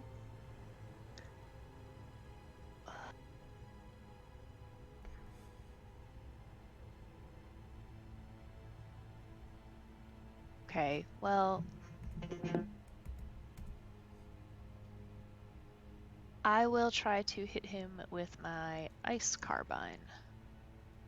I haven't used that in a little bit. Alright, you bring out the weapon. Crack! A super chilled round slams into him. That does hit, and you see his nanites buzzing around begin to slow. And I think that since that's a cryo weapon and I have the what's it, his speed is slowed, I think, by 10 feet for a round, if that Yes. affects anything. So. That will also affect stuff, and he's also being affected by the slow spell. So it's already moving half its normal speed, minus another 10. Oh, it's barely moving. All right, it's its turn. Cool. It is going to start moving towards MK, using all 10 of its movement. That is all it has left. Don't do that. And then you see the gun kind of like fades away and shapes as all the nanites extend out his arm to effectively be a 15-foot reaching weapon. You see it kind of just solidifies into a like almost molecule thin blade along the edge. And it is going to slice that at MK. No, it's not out of actions. It just does that. Okay. So that's gonna be a crit. Okay, so that's Is it at least looking hurt? it is now bloodied after that carbine round. Okay. Right, MK, you are going to take 107 damage as it cuts through your defenses. Cool. Oh my god. Super cool. Additionally, Fuck the you, additional. well, we're in this high level play, baby. It's like level 13 now. This is also a severe wounding weapon, so I will roll to see what additional effects are at work here. Jesus, Murphy. Additionally, All right, that is an 18 through a 19, which means as that blade cuts across you, it destroys one of your vital organs in your torso. What? As you feel that organ rupture, you are going to take... Jesus, I mean, when it rains, it pours. You're going to take 4 con damage. God damn. You see it stops its Drain repeating or pattern. damage? Damage, not drain. Not as bad. As the blade kind of pulls away, dripping with, like, bright android blood, its loop has modified, and as you begin to, like, translate it again, you compare it to what they were saying above, and now it is repeating, protect Nexus, protect Nexus. Jax, that is you. okay. I'm gonna do another Soldier's Onslaught. Just keep firing. First to kill this thing. Alright, lasers rip through the room. Zashi, they're kind of slashing through, like, right under your feet as you're flying above them. Oh, the second crit! It is still burning for 11, because it auto goes to the highest burn, and it spent no time this turn to get rid of its on-fire damage. So, 22 is a miss. 34 is going to go down to a 28, which is also a miss. But the final crit will hit for 63 fire damage. Boom! You see a bunch more of the nanites kind of like burst into flame, disintegrate. The ones that are left are trying to maintain this thing's mass, but it is getting skinnier by the second. Flack, that is you. Yeah, I'll do my quad attack. Alright, is this with your laser or your semi-auto pistol? My laser. Alright.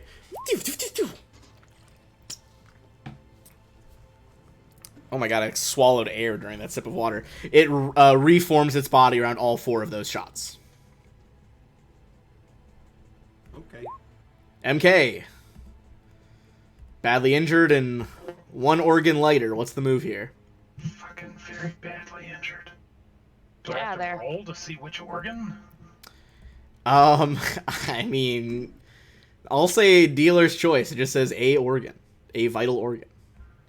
Oh, sorry. I am dumb. I haven't used this weapon effect before. You do get a fortitude save versus the severe wounds. Is that before or after my con is damaged? Before the con damage. Whoa. That is my bad. I didn't realize that there was a, like, 3rd fucking step to this thing's attack procedure. Oh, well. that only got me to another. That's my worst save. So. Yeah, I mean, that's not Awesome. going to do it. Okay, so yeah, that all still happens. Super cool. Fucking balls. Alright. Well. Fuck that. I am gonna cast telekinesis and throw the crystals at it. Oh! All right. Uh, So first, let me check the weight of the crystals. They're certainly qualifying as dangerous items. And I believe it's a D10 per 2 bulk. Correct? correct. Okay. And these are 14 bulk of crystals because they're very dense.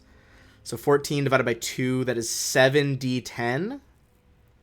And then other stuff will happen too. Okay. Base attack bonus. Key ability score. It's gonna be something. I'm gonna be real sad if I miss. Maybe they'll explode though. They just do electricity damage and heal at the fall. MK's body begins to glow with mystical potential as the whole room, bolts, fixtures begin to rattle, and boom, the crystal sails forward. That will clear out 29 as its KAC and its EAC, so that'll exactly hit as the crystal slams center mass into it.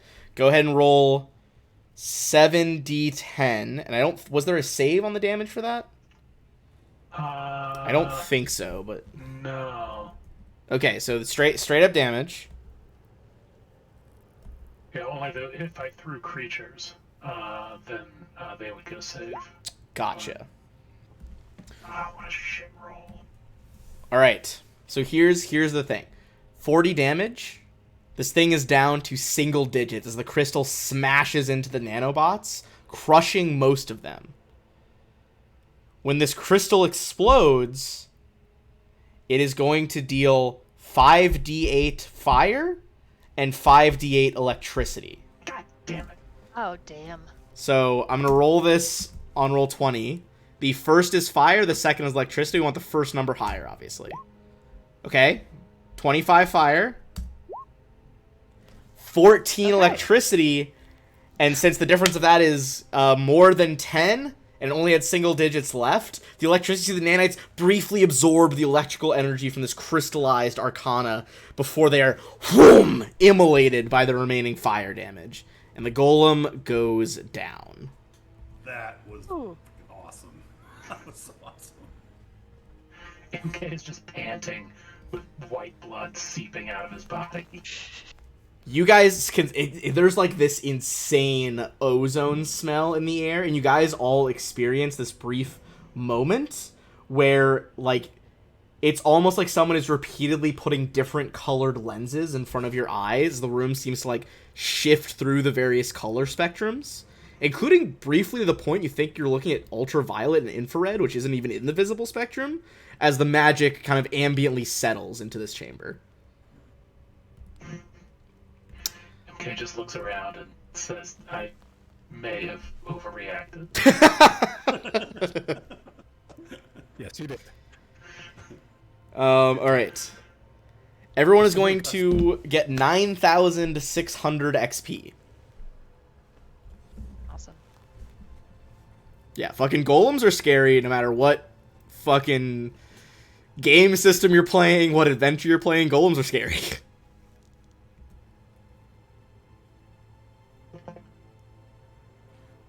Is there any of the crystal substance left in that? Did any of it break away? I'm gonna roll percentage over here. A luck roll. 1%. Okay, that's pretty high. All right.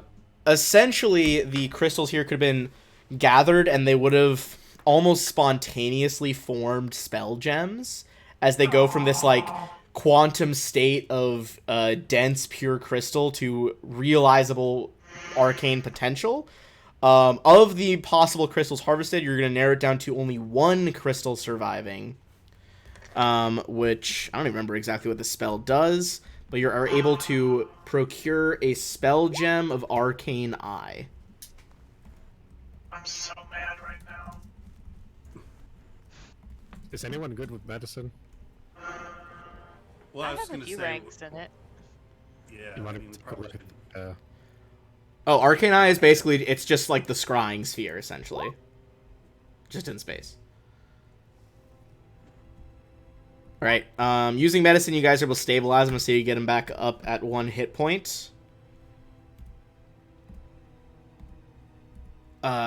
Briefly in Kasatha, muttering, like, God damn it, what? Sees you guys in common, he's like, who are you lot? Yeah.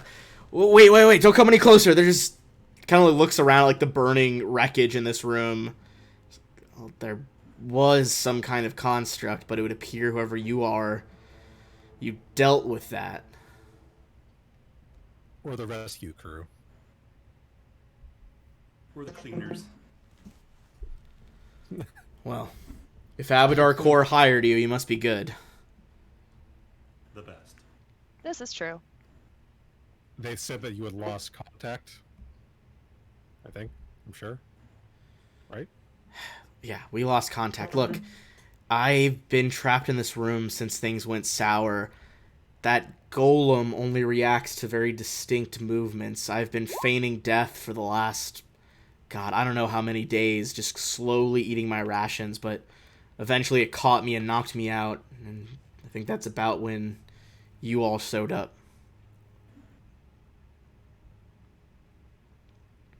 Are you injured? Yeah. That. I'm badly injured, yeah. Can you walk? I can walk. Look, I can bring you to the, well, our team's location in the control room where we were. Look, the technology down here, it's fascinating, but I want to get the fuck out of here.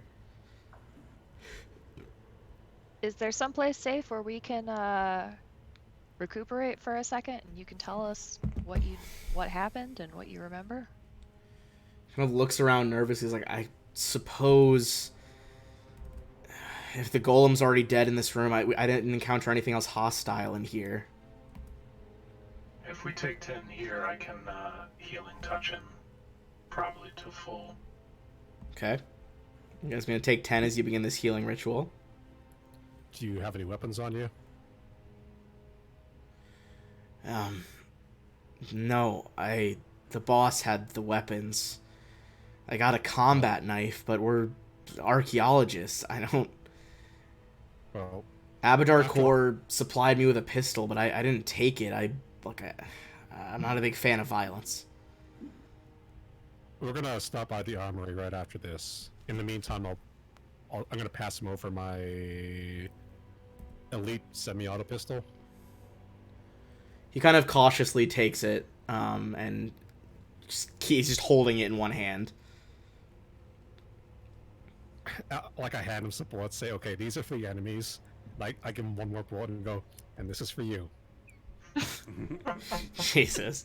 He's just like, do you know how many days has it been since we sent out that message? You guys know it's been about 8 days. I mean, we came here as soon as we got the job. Yeah. It basically took you like 8 days to get here through the warp. Or not the warp, fuck, the drift. Oh shit! Fuck, wrong universe. It's been the warp this whole time.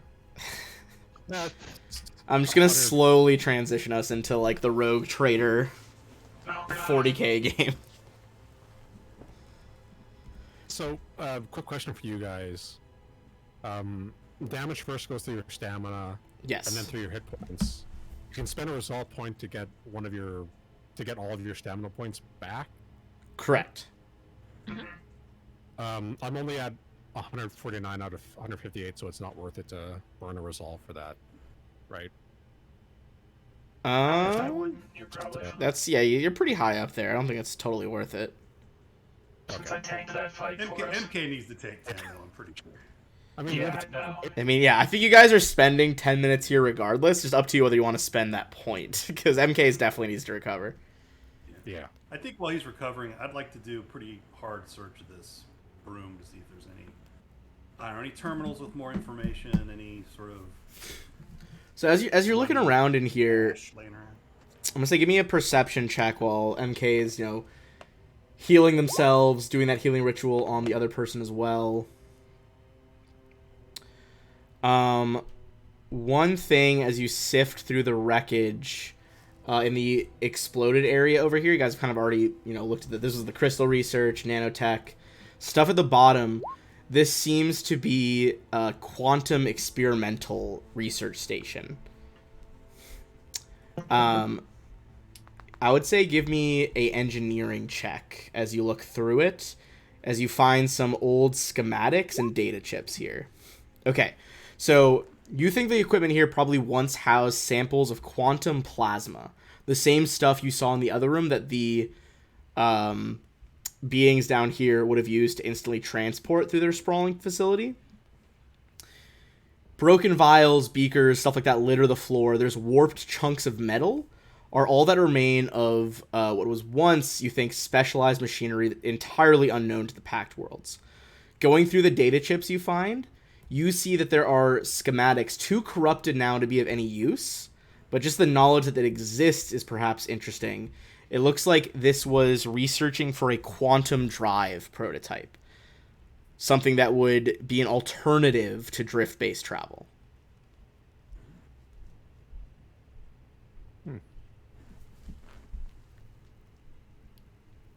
This is kind of like the, not as much similar to the Rune Drive and Aeon Throne, which is more like a mystical way to bridge the barriers of faster than light travel. This is like the technological way of breaching that barrier. I like that. Don't tell MK. Yeah, MK, that's absolutely heresy to the Triune And priests. refuse Triune's gifts. How dare you? MK is gonna have a fucking crisis of fate. It hasn't happened yet at this point in the timeline, but the book that came out recently, the new setting, the Drift Crisis. Oh my god. Drift ain't working no more, my guy. shit's real bad. I haven't read that book yet, but from what I understand, it's real bad. Of shit that apparently a bunch of all the ships in it were like forcibly translated to real space, and a bunch of them just like detonated instantly upon this massive energy change. Oh my god. Yeah, it's a scary time to be in the galaxy. I want to read it, but I kind of don't because I want to play it. But, Yeah, it's not like an actual AP to my knowledge. It's more of like a setting book, but I think it does have like some adventures that explain the initial events of the crisis. I don't know. I haven't gotten it yet. It's on my list of stuff to It get. has some information like that you can add into an existing AP. To Interesting. sort of have it going on at the same time. Oh, That's what I thought I read. okay. I mean, I'll ideas. I'll try to pick it up soon and see what the deal is. No, you probably should. Probably not worth it. Yeah, probably not worth it at all. You're right. So that's pretty much all the research to be done in this room. Nifri kind of begins relaying, what happened. In the crucial seconds between the xenoarchaeologist teams tampering with equipment and the full activation of facility defenses, Nifri fled the control room they were in panic, leaving his teammates behind. He managed to avoid the Nexus's automatic defenses through a combination of pretty much stealth, but mostly luck. However, eventually his good fortune ran out when the nanotech golem here discovered that he was in fact not just a still body, and Nefri tried to put up a fight, but proved no match for such a powerful opponent. Final attack slammed him across the room, knocking him unconscious, and some of the backwash from the scattershot gun shattered the quantum research stuff. But he tells you, as you guys are healing here, it's like, I can try to lead you to the control room. It's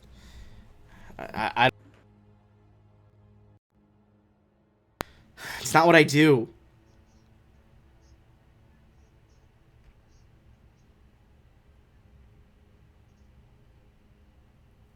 It's fair. It's upsetting.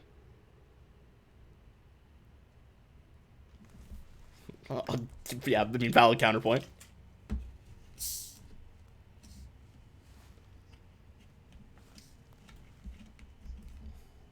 This is he. I mean, that's fair. I think it did specify one of the three is non-binary as well. I'm just blanking on which of the three it is, but he is written as male. It details.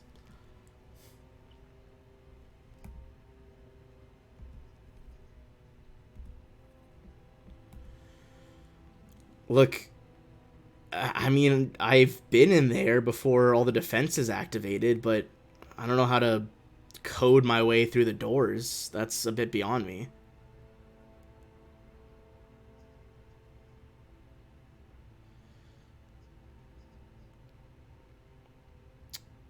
I mean, we never encountered anything in there, but I know it's full of weapons and stuff.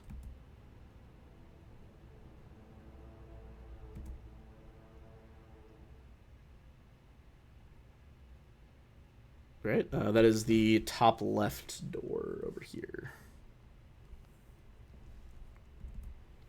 There'll be another computers or engineering check to go through if you're not brute forcing it.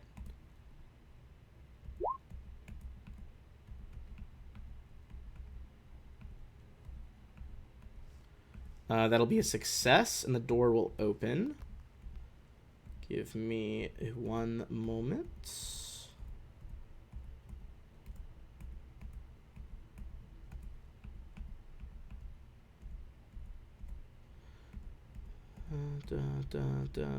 Done.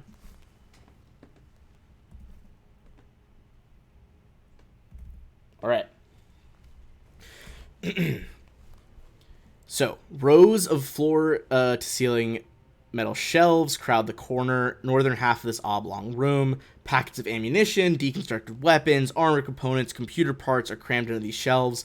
Metal crates labeled in indecipherable symbols form mountainous jumbled piles to the south. A sleek metallic desk faces the southwestern wall, a sole bastion of tidiness in the otherwise haphazardly stocked warehouse.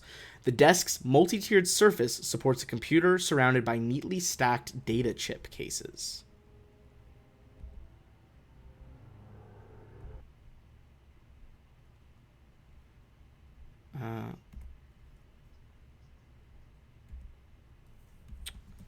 I think you were thinking of something else, but that is basically, just like information here.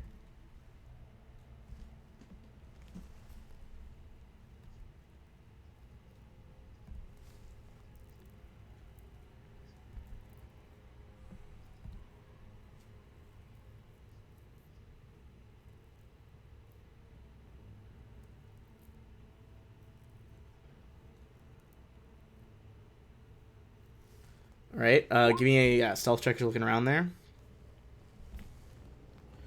And then a perception check as you go through.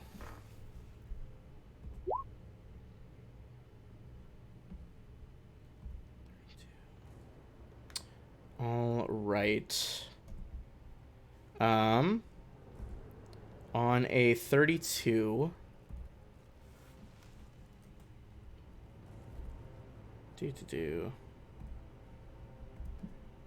Sorry, my sound is being messed up right now.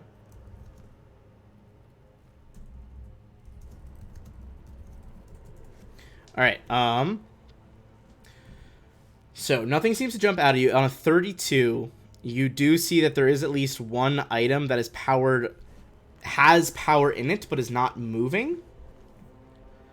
I'm going to show you the powered up version of it because there's not actually art for it not powered up.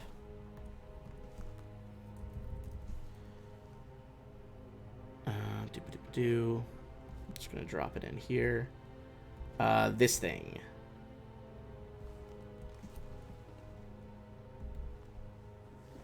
Yes. Clearly looks like some sort of weaponized platform. Give me an engineering check on it, though.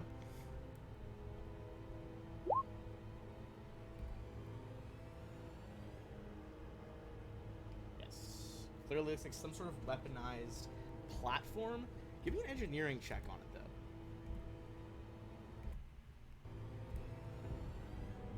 All right.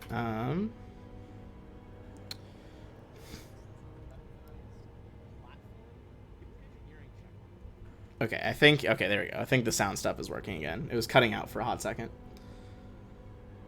At least for me it was. And on the stream.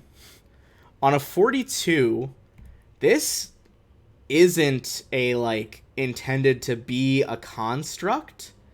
What you're looking at is a set of armor.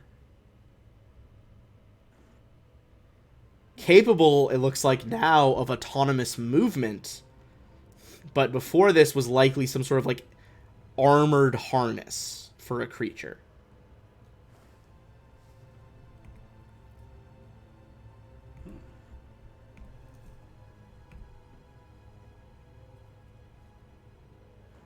So there's a suit of armor that's gained sentience, Seems like the case, yes. and it has blades for arms and a cannon on its head. Correct. Which As- is what you want. Yeah, as most good armors do. It's basically like positioned on the end shelf over here. Looking at the desk as well with that initial perception check, you think you would definitely need to, like, make a computer's check to hack in here, and maybe would need a couple hours of scanning through files to be able to piece together stuff in a different language.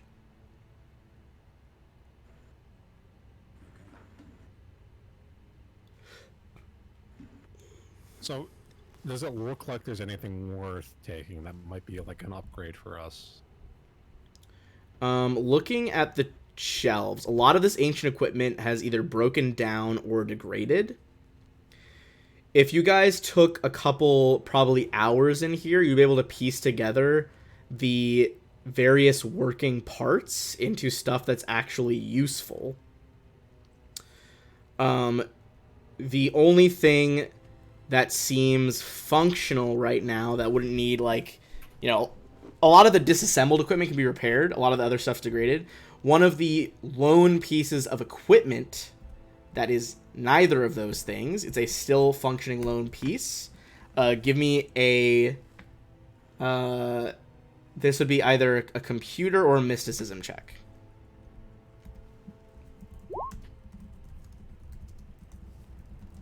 Alright. Flack, you are looking at a weapon fusion seal, specifically a Vorpal fusion. With the Vorpal fusion, a weapon can tear between the molecules of a creature. The weapon that it is applied to gains the severe wound critical hit effect, which is what MK was just subjected to. When you score a critical hit, you can apply either the weapon's normal crit damage or the severe wound. Only a weapon that deals bludgeoning or piercing or slashing damage can benefit from the fusion. It does go snicker snack against the fearsome Jabberwock. It is true. That's important. Critical piece of intel. But yeah, you think if you want anything else out of this room, it's gonna take you some fucking time. All right, I'll definitely pick up the Vorpal Fusion seal. Roger that. Put that in the old backpack. I wish Koss was here to try and hack this robot. Hmm. We tell him to come down for a minute so we can hack the robot. I know he'd want it. I'll bring him down and make a computer's check. Am I able to help him at all with that? I'd say you give him an assist check, which if you clear the right number, it'll give him a +2. All right. All right. Computers? Hold on. Yes. I clicked it. He's just lagging. Alright. Okay, so it'll give him an additional +2 on this. I'm sure there's probably abilities that would help him in this. I just don't know what they all are. What's this? No, that's the reaction one. Okay. Going up to a 30. It is not enough to take control of this armor, but he does shut it down. Nice. What So kind of armor is it? You would need to be heavily modified to fit you. Oh, okay. It is like tailor-made for something that looks like it might have 4 legs and is a different body shape than any of you. But you do get experience here. And if you want to make a life science check on the armor, you can try to figure out what are other features a creature that had this armor might wear while I calculate the experience.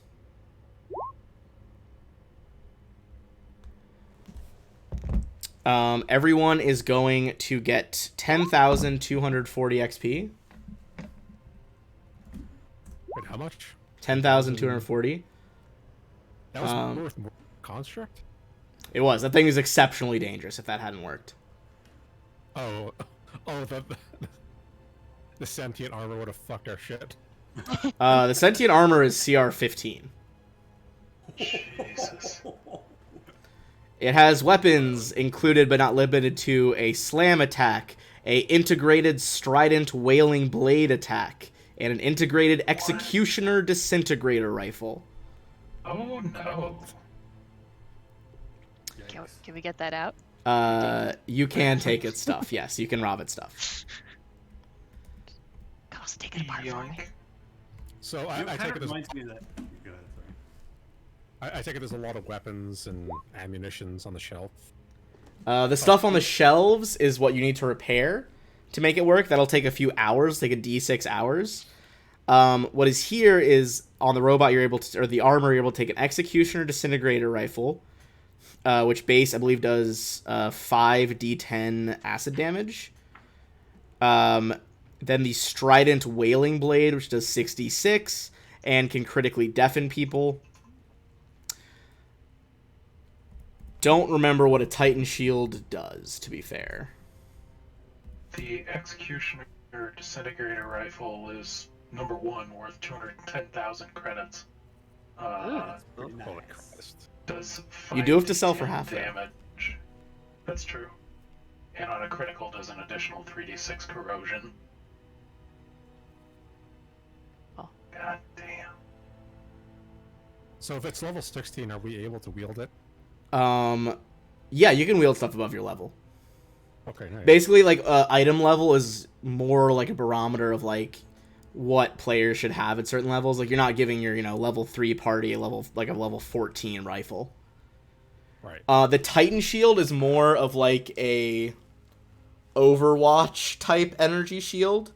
It doesn't give you actual, like, temp hit points. It instead extends a 3-sided barrier around your square in whatever direction you face, providing you cover. Cool. Indeed. It's an armor upgrade, in case you're wondering. So, disintegrator rifle, is that just a... Is that heavy? Oh, I just closed it. One sec. Two-handed. Long arm. Yeah, I think it's... Okay, it's a long arm, so it's not a heavy weapon. Alright. As we ponder those weapons, I'd say that's a good place to take a brief pause, and we'll come back in 5 minutes after a break. Yeah. Alright. Sounds good. See you guys in 5.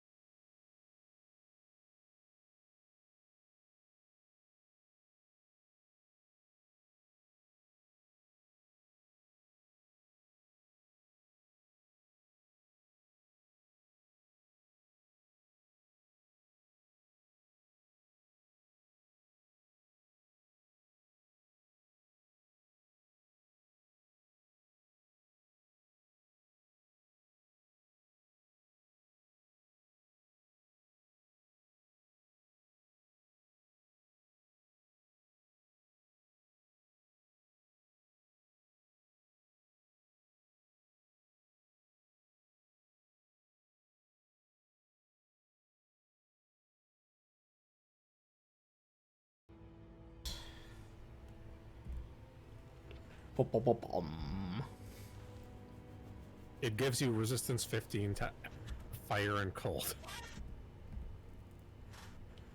Yeah, dude, that shit slaps. All right, so you guys know that if you could spend basically a D6 hours fucking around with the items in here, you could also spend probably a similar amount of time fucking around with the computer for more information. But that all requires time, and it depends on how much you're willing to put into it. Well, the others are taking a hot minute to heal, right? Yes.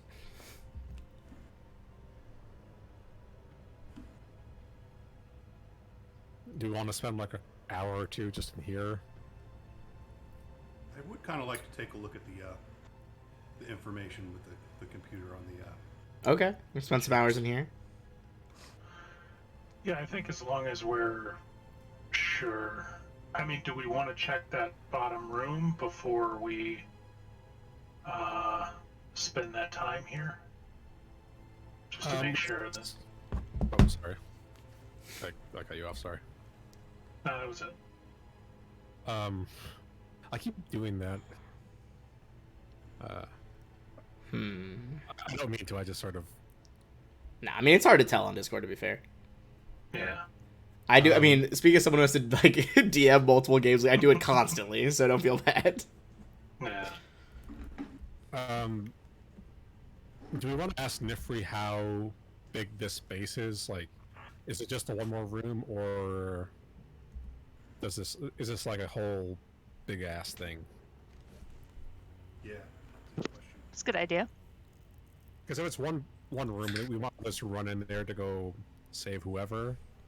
But if it's much larger, maybe just take it slow.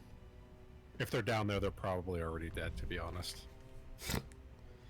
I think he would certainly tell you that they suspect this is part of a larger facility.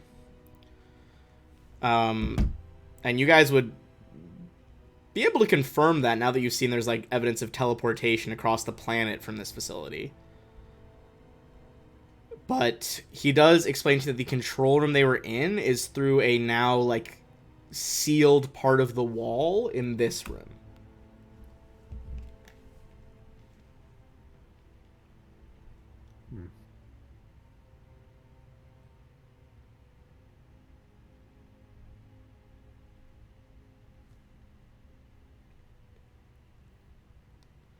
I think the main thing we were hired for was to go help rescue the researchers, so we should focus on that, and then if there's time, come back to this.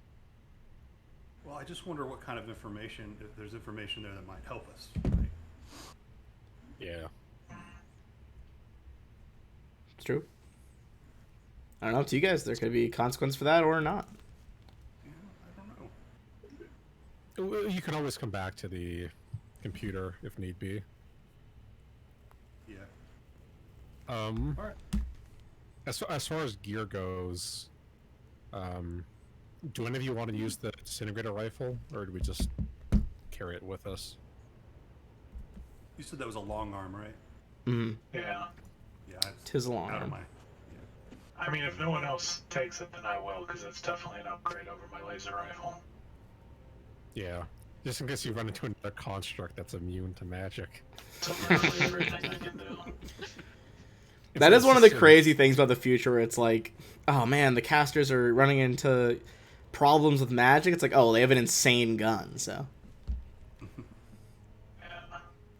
That was like in every like commentary on Mystic that I read, everybody was like, spin the feats to get long arm proficiency and specialize in it, because you'll be glad you did. Yeah, I wouldn't have thought of that, but that, I mean, it makes a lot of sense.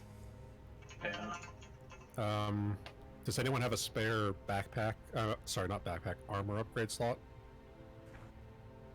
I think I'm full. Yeah, I don't know I if don't know if I'm using all of mine. I don't think you are, Zashi, but I'd have to see how many upgrades you have. What armor are you currently wearing, Zashi? I just got the freebooter 3.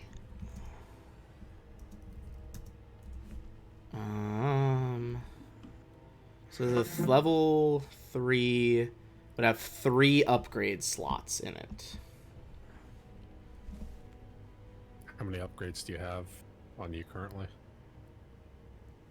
Yeah, that's a good question.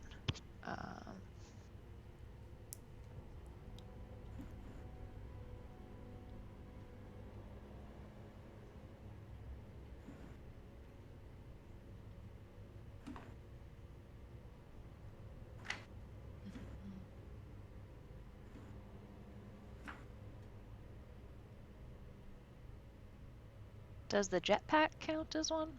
The jetpack, I believe, does count. Okay. I don't know. It's under your gear. Let's And see. usually, I think armor upgrades are under like augmentations. Oh, it or might be something. that jump jets are what counts. Jetpacks, I think, are separate. Yeah. That's right. Jetpack is on the upgrades, I believe. No, yeah, jetpack is an armor upgrade. Okay. I think a jetpack is just the upgrade of the jump jets. Pretty much, it looks like. What else do you have for armor upgrades? I have the mask. The mask of the mantis. I figure that's probably. Is that a armor upgrade? Or is I don't know. That's just the helmet. equipment? Okay. Um, Know if that had to be Because incorporated. I already have a thermal capacitor if you want to take it. Sure. What's it do? It'll give you... You're comfortable in hot and cold climates, and you have resistance to fire and cold. For this one, 15. If you don't need it, that's awesome. Yeah, I already have one. It's just the Mark 1, but if you have a free slot, you might as well take it. Besides, you're the one usually running into melee. That is a good point. Well, thank you very much. All right. So as the gears decided, what's the final decision? Thing? Spend the time to research things, or go explore room number 3? I think we check room number 3. Okay. Number 3. What was the Strident Wheeling Blade? Real quick. The Strident Whaling Blade. Yeah. That one does a decent amount of damage. Let's see, Timble, Euphonic. Okay, the Strident one is 66 sonic damage with the potential to deafen people on a crit. And it is a advanced melee weapon. You see advanced melee proficiency.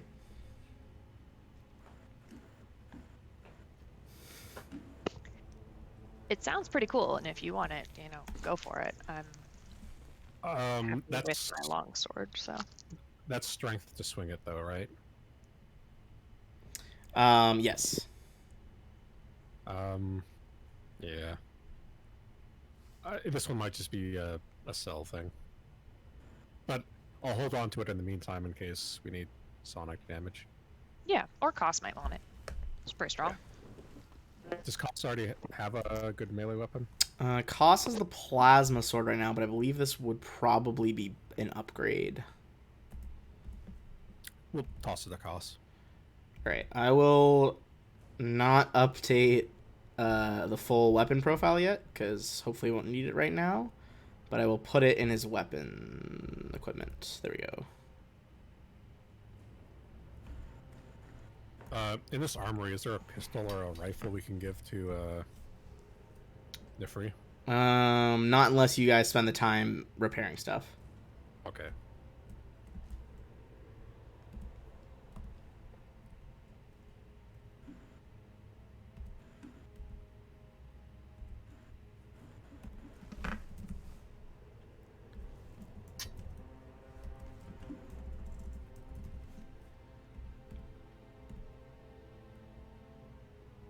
Okay. Actually, I just put it in really quick.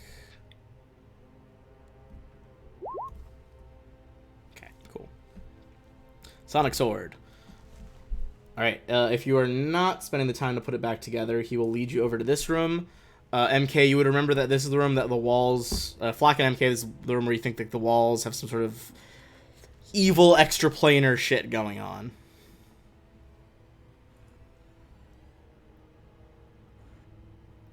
Alright, I will attempt to, I guess, engineer our way through this door. 'Tis close. If someone can pull off an assist there. I will.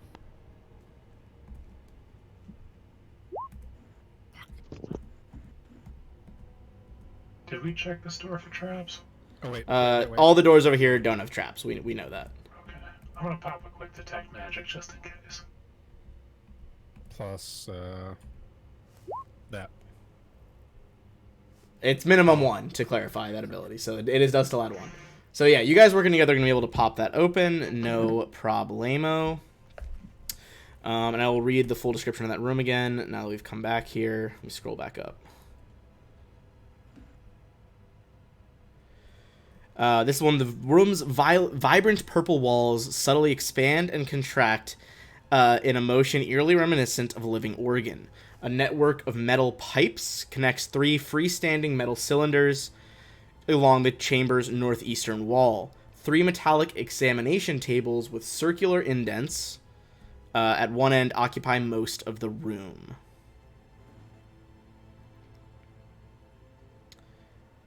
What do you guys do? Is there anything magical within 30 feet?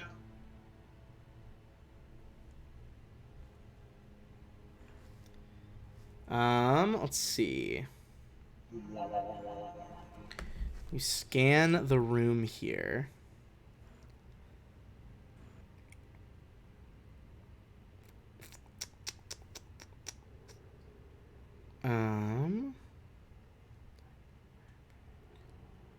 You sense that there is magic over in, let me ping it, sorry, over in this corner, which is also where Nifri is pointing out that the secret door is. You kind of focus on it, you realize it is like a combo trap. It is like a techno magic trap on that door, now that defenses have been activated. I'll share that with everyone telepathically and warn them about the trap. Give me another perception check as looking through here, because the walls are still breathing. You're not quite sure why yet.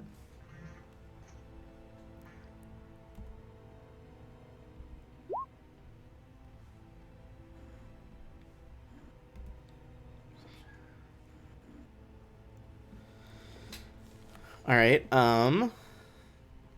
MK, on a 35, you think there's some things in the last 2 tubes.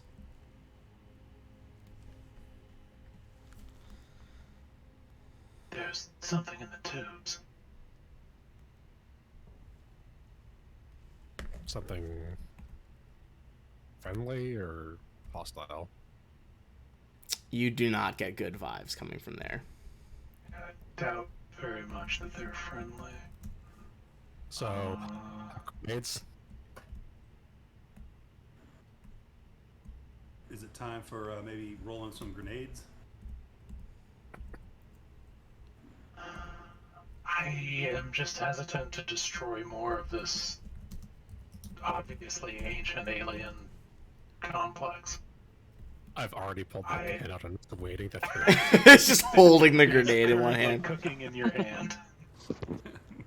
No, picking that lever press down. I definitely have one in my hand as well. MK steps away from the door. Zosh, you want to throw a grenade in here? Only to get rid of him because she's so mad at it.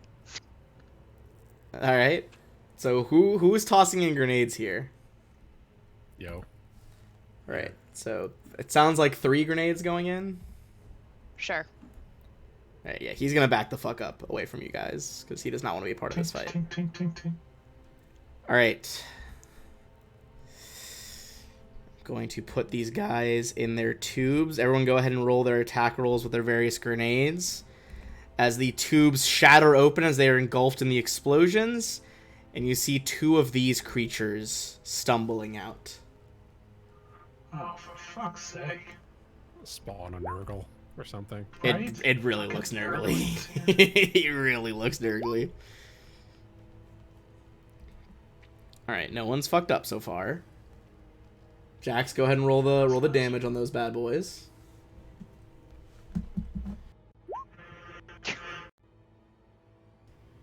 Zashi, honestly, I mean, it lands in a random direction around them, but they're still going to be in range, and no one's out of range, so it doesn't super matter. So go ahead and roll that damage.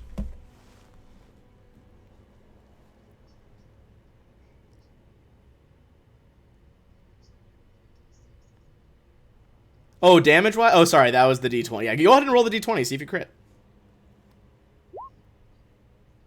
Okay. So...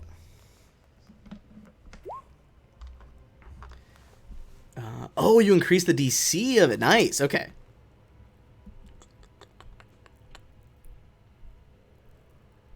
Oh, and you would take less damage from exploding. Just all-around expert over here. Okay.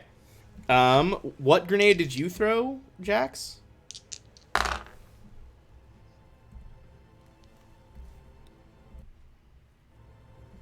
Six.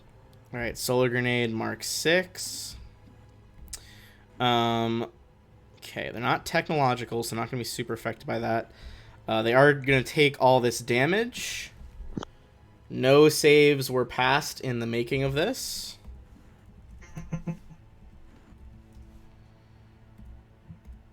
Alright. Neither of them look bloodied, though.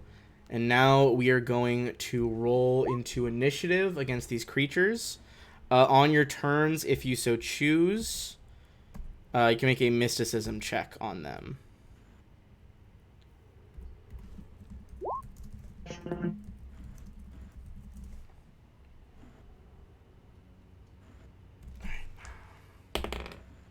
I haven't gotten over 20 on my initiative. It's funny you said that because they rolled a nat 20. What's their dex? 20. They have 23.3.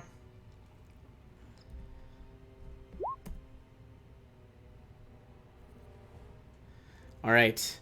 You see these strange warped creatures advance towards you. They both have what at first glance looks like attack lash, like those metal whips the Aeon soldiers used to carry. But you see that they begin to glow a sickly green as they advance on all of you. They drag... What's up? Can you show us the art again real quick? Yes, let me pop that back up. These guys.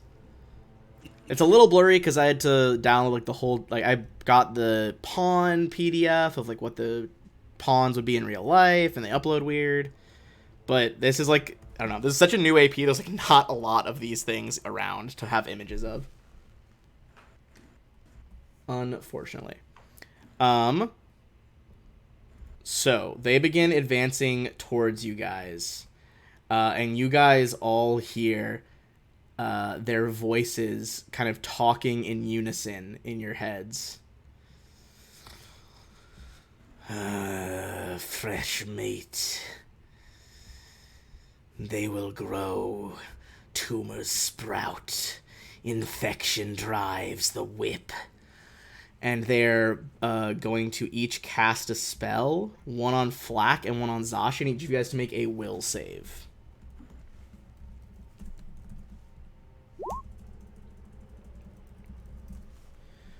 Flack, that... Oh, sorry, actually, let's see. What's the radius on this? That'll actually be everyone but MK is going to have to make a save.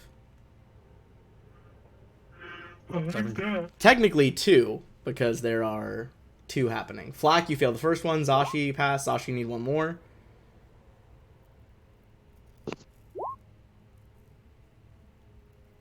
I need to do another one? Yeah, it's because they're casting the same spell twice.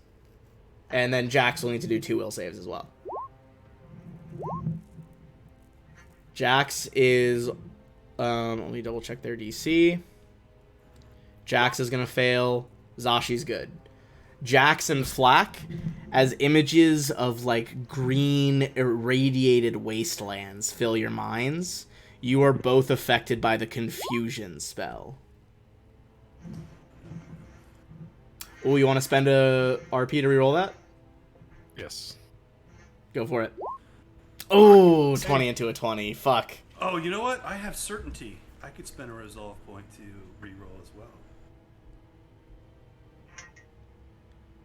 Oh wait, it says one of your specializations associated skill checks. So yeah, right.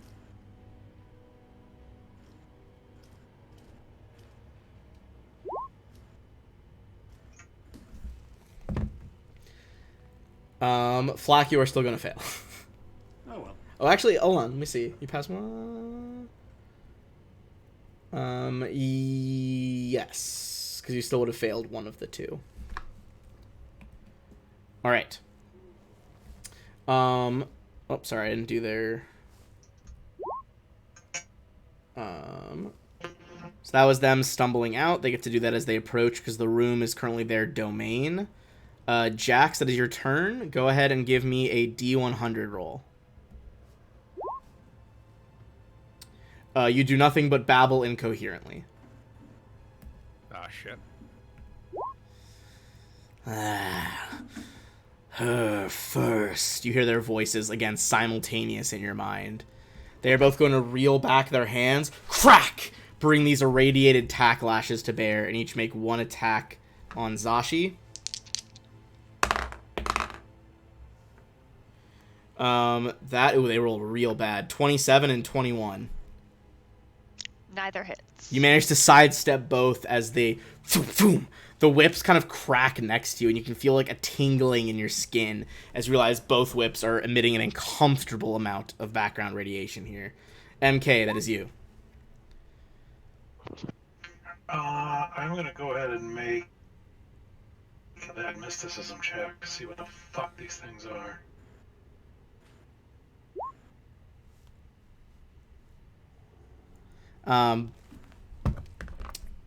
For 38. You would recognize these creatures.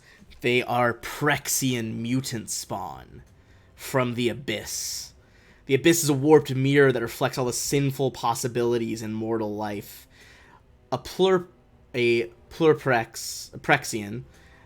forms from the sinful soul of a mortal who in life gloried in the use of radiation as a weapon, or used radiation to experiment on the unwilling, or poison the innocent. Souls like this reform in the Abyss as Prexian mutant spawn, typically standing over 7 feet tall, but remarkably light, each only weighing about 100 pounds. You would know that both their tacklash, the numbing tacklash, or their bite, both can cause the irradiation effect. So basically, if you don't make the save, you're exposed to a sudden pulse of supernatural radiation. All about that. Yeah. You would also know... Literally nothing happens for a day. Yeah, they can't do their confusion thing more than once a day. However, they do have the irradiate spells, and they can do mind thrust and inflict pain as well. Alright. And it sounds like Flack and Jax failed. Did I hear that right? Yes, they are both Or were confused. confused.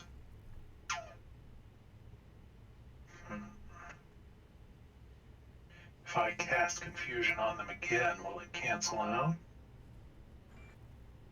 Probably not. No. Uh,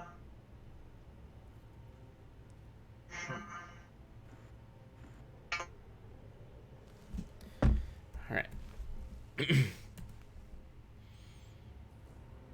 I'm going to squeeze in there. Okay. Excuse me. And I'm going to cast slow on both of them. All right. As a DC 21 will save. Okay, first one is a 18. Second one is a 28. So one pass, fails. yeah, one pass, one fail. The one on the left is the one that failed. I'm gonna put a little snail icon on him. Where'd my snail go? There he is. Snail. And then I'm just gonna scoot down the hallway. All right, scooching on down the Fuck hallway. out of there. That is going to be Zashi. All right. Zashi is going to run in. Can I run between them? You think? On that diagonal, yeah, you can run between them. Okay. And what are these things over here? Are they tables or? You guys had not actually made a check on those exactly yet. If you'd like to make an engineering check or a computers check, you could. Can I do that just? Yeah, just as a free check. Yeah. Okay. Well, slightly better at engineering. Engineering 17 is not quite enough. Some kind of medical table, maybe, but doesn't really match up. Okay, but they are a large object that is like off the floor, like a table. Yeah, it's like a large metal table. Okay. All right, so I'm gonna run up. I'm going to slash at the one that's not slowed first. Okay, the one that's not slowed. Yep, and if I hit, I would like to cleave. We'll see. Ooh, Oh, baby, that Like is that. indeed a hit. awesome. The Okay, so I'm right gonna swing. one's gonna get bloodied by that. Or very close to bloodied, anyway. So I'll swing on the lower guy. Yeah. The second one, he manages to wrap the irradiated whip around your sword and, like, flick it back towards you. Alright, jerk. And I'm gonna keep running, and where did I start? 5, 10.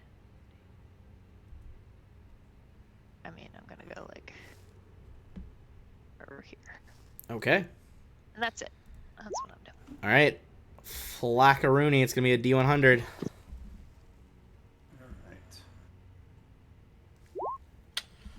All right. That is going to be 87. You are going to attack the nearest creature. Which in this case would be Jax. Oh no. Yep. All right. Let's see. He's right here, so I guess I'll attack with my switchblade.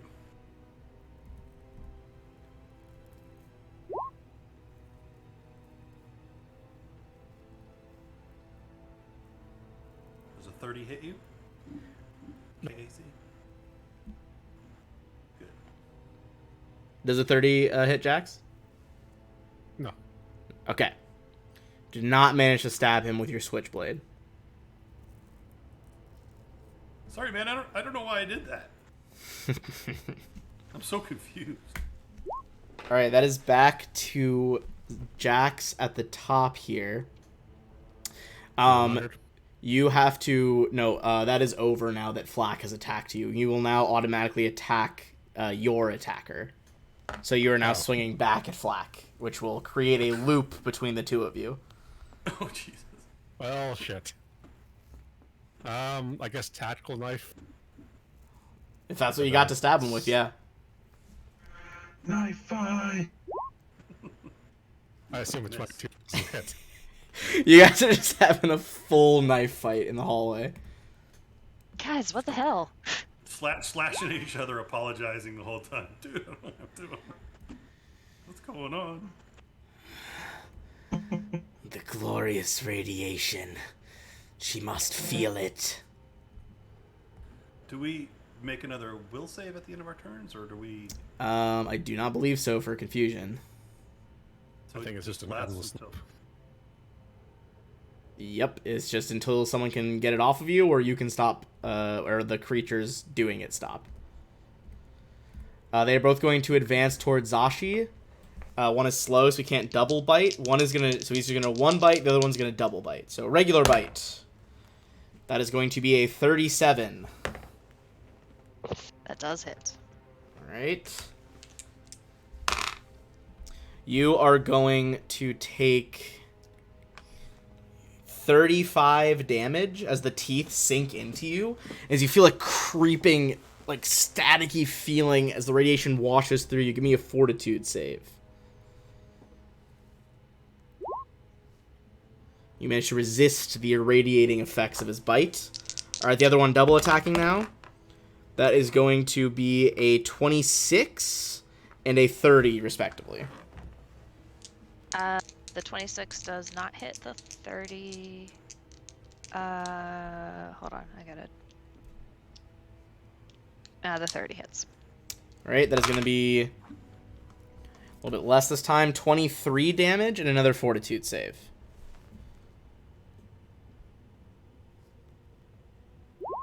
Still good. Cool. All right, that is the Pyraxian mutant spawns. MK, that is back to you now. Alright, well, as exciting as this knife fight is, I feel like it's not productive, so... It's not productive. I'm gonna dispel it. I can't On dispel knife fight. which one of them? That's a great question. Because I know Flack is extremely dangerous when he's confused and shooting his friends, because he's shot me before. That is true. Flack has shot you guys previously. So I think I might dispel Flack just to avoid being shot again. So yeah, I guess that's a dispel check versus... Where'd it go? I was just looking at it. Sorry, 1 second.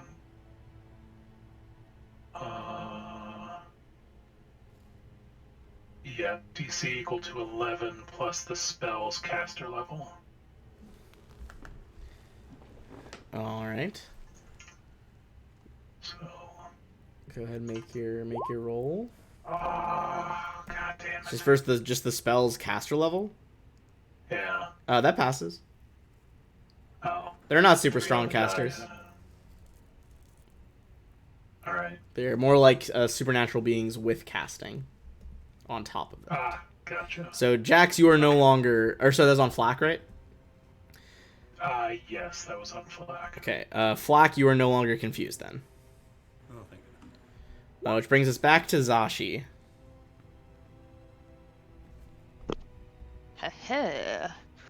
Alright. Same thing with less running.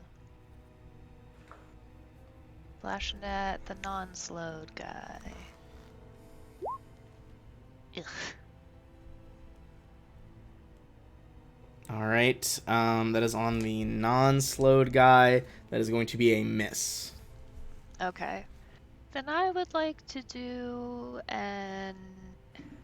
try to do an acrobatics check to not get hit by them, and I would like to put some distance between me and them. All right, go ahead and do your acrobatics check. Let's go there. That is not going to be enough. They're both going to try to lash at you. You have a bonus against attacks opportunity, right? I do, yeah. Oh, there's no way. They wouldn't have hit your regular AC. Oh, Both okay. lunge forward with bites at the same time. Actually, he can't even make one because he's slowed. So only one bite, and it would have been a miss. Alright, awesome. So feel free to Go distance over yourself there. Here. Okay, that's it. All right. Flack, you are free from the influences of this. What do you do? I run into the room. I try and get a little maybe cover over here. Do I make a reaction attack? I don't think you can take op attacks while confused, so you won't take one swinging back. Yeah, you can't. All right. And I'm going to hit the one that's not slowed. Okay.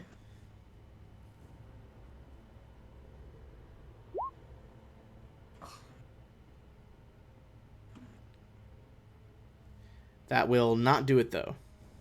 Nope.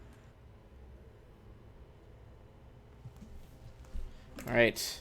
Back to the top. Jax, you are still confused. Your attacker is now vanished, so you're going to roll the D100 again.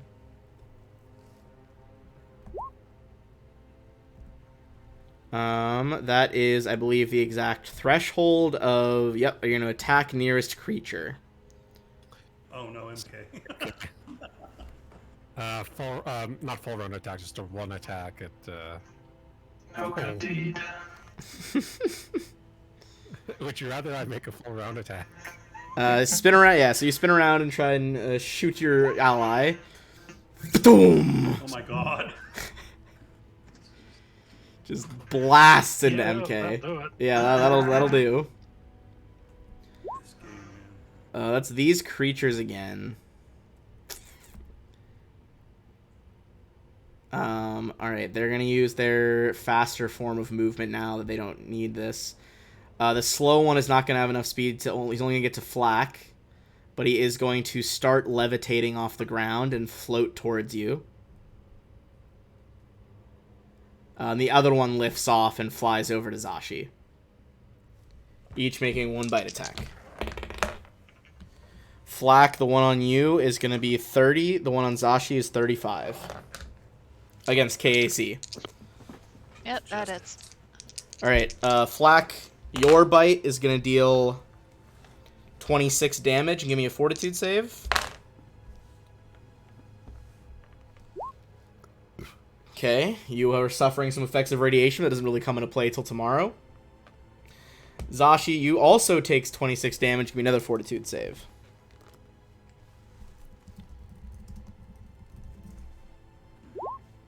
You are still good.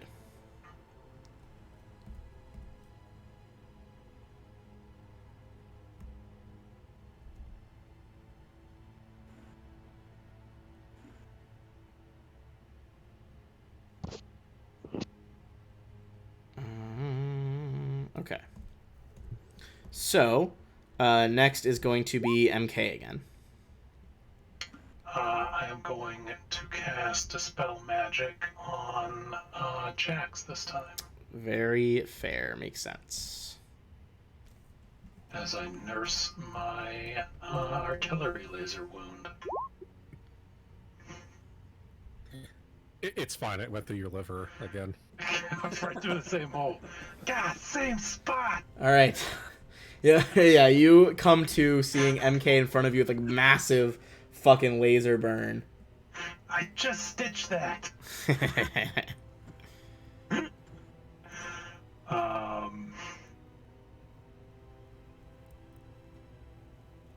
Alright. So, yeah, radiation's not going to come into play till tomorrow. You do that, and then you sprint into the room, MK. At which point it will be Zashi's turn. It's going fast. Flashing at this guy again.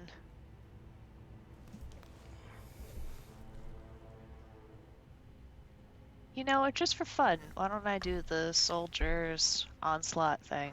Oh shit, with your sword. Yeah. Alright. Take a See if breath it and does steady me any yourself. Better, any better than the full attack. Alright, 3 slices with the zero-edge longsword. -6 on each one. Okay, that's attack number 1. Attack number 2. And attack number 3. Oh, baby. Okay. The first 2 are a miss. The final one is a crit. I'm not even going to roll the severe wound, because we're just going to assume it is the nat 20, which has to do with chopping their fucking head off. And you, boom, Yes. on the crit, decapitate this extraplanar monster, and it collapses into kind of a green bubbling pool. Gross. God damn. Almost as much as the fucking golem when it crit. Alright, and I'll come over. Come here. Here. I can help my friends. That's me. Alright. Oh, can you do the soldier's onslaught and that? Because isn't that a full round action? Oh. Does that mean you can't move if you take a full round action? Mm-hmm. Unless you're hasted, in which case you can take an additional move, but you guys are not hasted yet. Not hasted. You could take a little 5-foot let- step, a little bit closer. Yeah, I would take the 5-foot step, and I'll just stay there. I have some things that let me move, but I would need to read. So Fair enough. Reading is Monsters. yeah, it's a whole task. way too many. Flack. 3 pages of feats that I have to scroll through. Yeah, soldiers can get a bit intensive. Okay. Attack. You gotta be kidding me. Yeah, that would not work. His right. CR is higher than that. Than 20 plus 10. I'll just try a shot.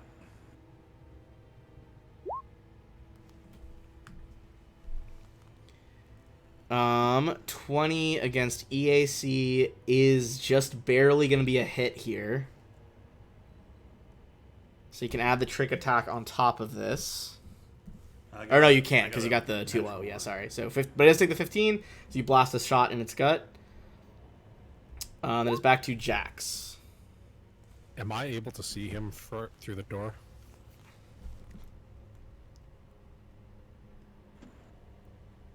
Yeah, I think you probably need to be at least one square, like, up to the right. Okay. And I can't make my full round action if I've moved, correct? Unless you just 5-foot step. Oh, okay, then just 5-foot step to get there, and I can do a soldier's onslaught? Yep. Okay. So you 5 step up there, level the blaster again. Hit, miss. So 2 hits for 34 and then 33 for 67. The slowed one is now bloodied. And it's its turn. The remaining one that's alive is going to try and whip and then bite Flack. Attack lash first is a miss. The bite is going to be 33. Hits. All right. That is going to be 22 damage and can't irradiate you more than he already has. Brings us to MK. Okay. MK is going to drop to one knee in a firing stance, bring the disintegrator executioner up to his shoulder, Hell yeah. and really, really hope that he doesn't accidentally shoot Flack. Understandable.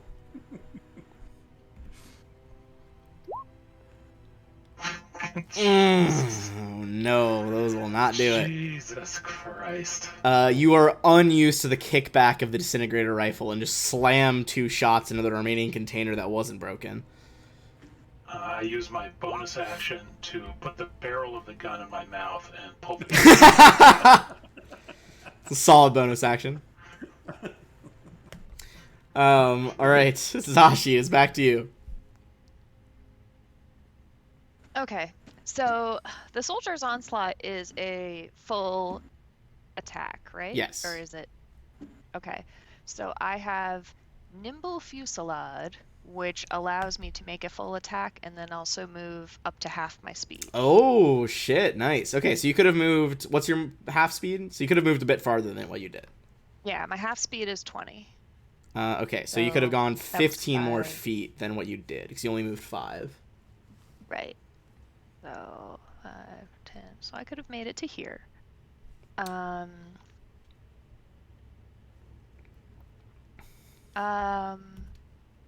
You know what? Since it worked last time, it was kind of fun.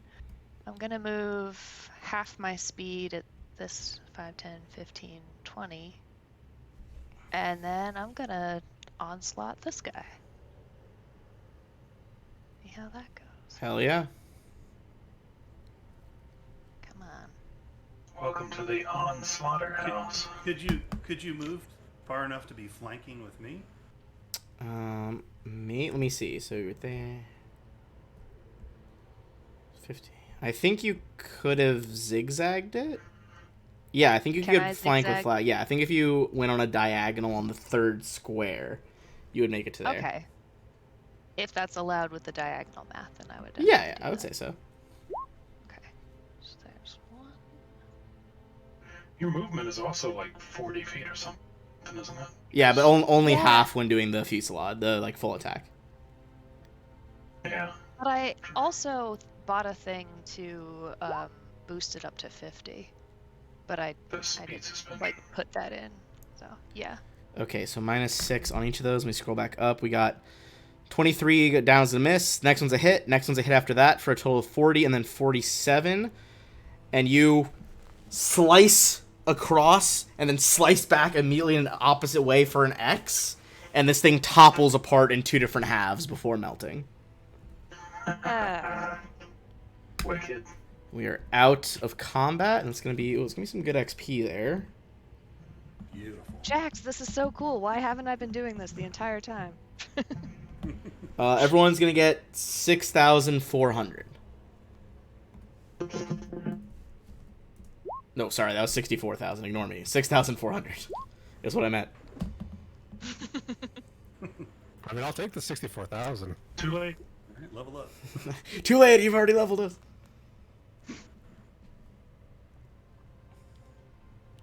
I mean, honestly, we're only like 45 away.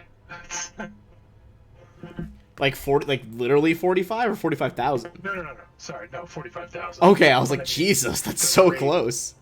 The rate that we're getting XP with these high-level encounters, I mean, Yeah, it's always like, it always seems like so much at high levels, but it's like you're making so much each fight. yeah.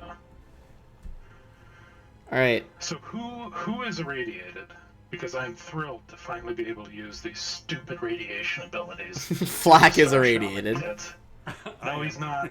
Because I cast Remove Radioactivity on Flak. Oh! You kind of hold out your hands, and this strange green light is drawn out of Flak. Flak, you were feeling a bit nauseous and like itchy all over, and that is just fully removed from you, from MK. How much radiation do you have? So it's treated, and the only reason I know this is because I've Yeah. tried to cast Irradiate so many times in combat. We've looked into It is this a lot. Fucking worthless spell. It puts him on the radiation, poison, and disease track, but none of that kicks in until 24 hours after his exposure.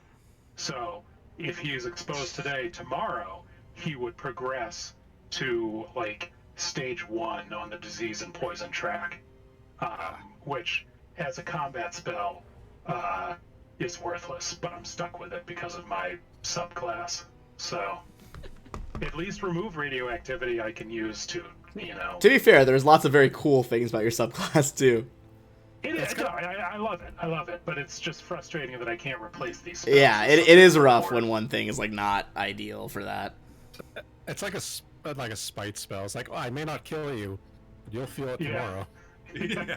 You may I kill me, cast but you're Hangover. gonna die tomorrow. So yeah, It's like, I cast Hangover. God, have any of you guys seen the Harley Quinn show? No. There's, I forget what the the part of this episode is, but they're fighting in like, I don't know, I think it's like Lex Luthor's vault or something. There's some experimental weapons, and she just shoots a guy, like nothing happens. I'm like, what? And then they look at the label of the display gun, and it just says Cancer Ray, Oh, Jesus. and they all just stop the fight. It's like some Brooklynite's like, oh my god, like Charlie, Harley Quinn gave you cancer. It's like, Quinn, you gave me cancer?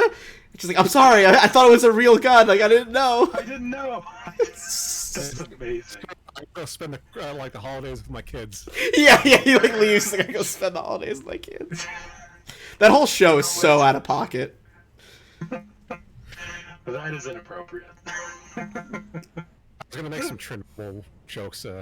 Like, no matter what you said, I would have 3.5. Not great, not terrible. All right, so in this, you guys have enough time to investigate the room. You do know that there is like a secret door over here. MK, you did also see there's some sort of like magical, techno-magical trap on that secret door. You guys haven't really investigated the medical tables yet, though. If you want to give me either, is it either or is it just one of them? Sorry, let me just double check. It'll be a computers check specifically, as you see that each of the tables has like an inboard computer built into it.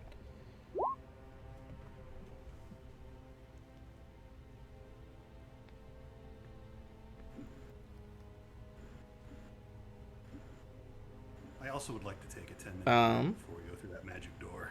That is very fair. All right.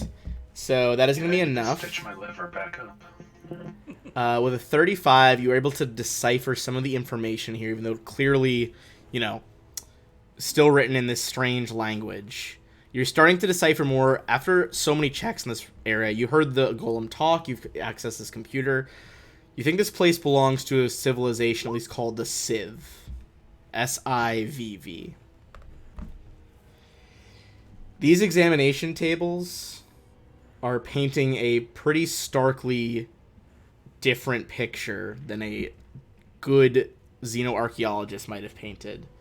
The examination tables were used for non-consensual experimentation on not Civ. It seems like they had some sort of slave race working for them. You see that the room in here, the military scientists were investigating the effects of radiation, initially dismissing nuclear weapons as crude crutches of underdeveloped cultures. Seems like they were starting to reverse that decision for whatever reason and going back to research radiation, even though initially they thought those weapons were wrong. You know that they had performed bombing test runs and then experimented on people and animals who were left over in the aftermath. That knowledge, Flack, as you kind of explain this, MK, you kind of put together like, oh, the things you killed might have been a direct result of these fucked up scientists' souls going to the abyss. Fucking space Nazis. God damn it. Interestingly enough, you do sense like they make allusions to something, but they don't go into it because it's like almost like assumed knowledge. Like there's no need to explain it. It looks like the reason they were willing to go back to nuclear weapons after deciding that they were a crude weapon of underdeveloped cultures, it looks like they were embroiled in a war that was not going well for the Civ.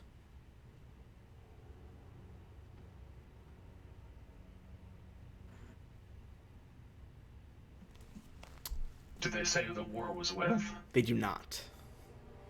Mm-hmm. Seems like it's one of those things where it's like they aren't even directly talking about the war, like, you know, day 47 of, you know, conflict. It's just one of the things that's like, it's part of the background conversation because they were at war, but they didn't feel the need to directly address it in these logs. But that's probably what they were talking about, what the defenses are about, right? Could be.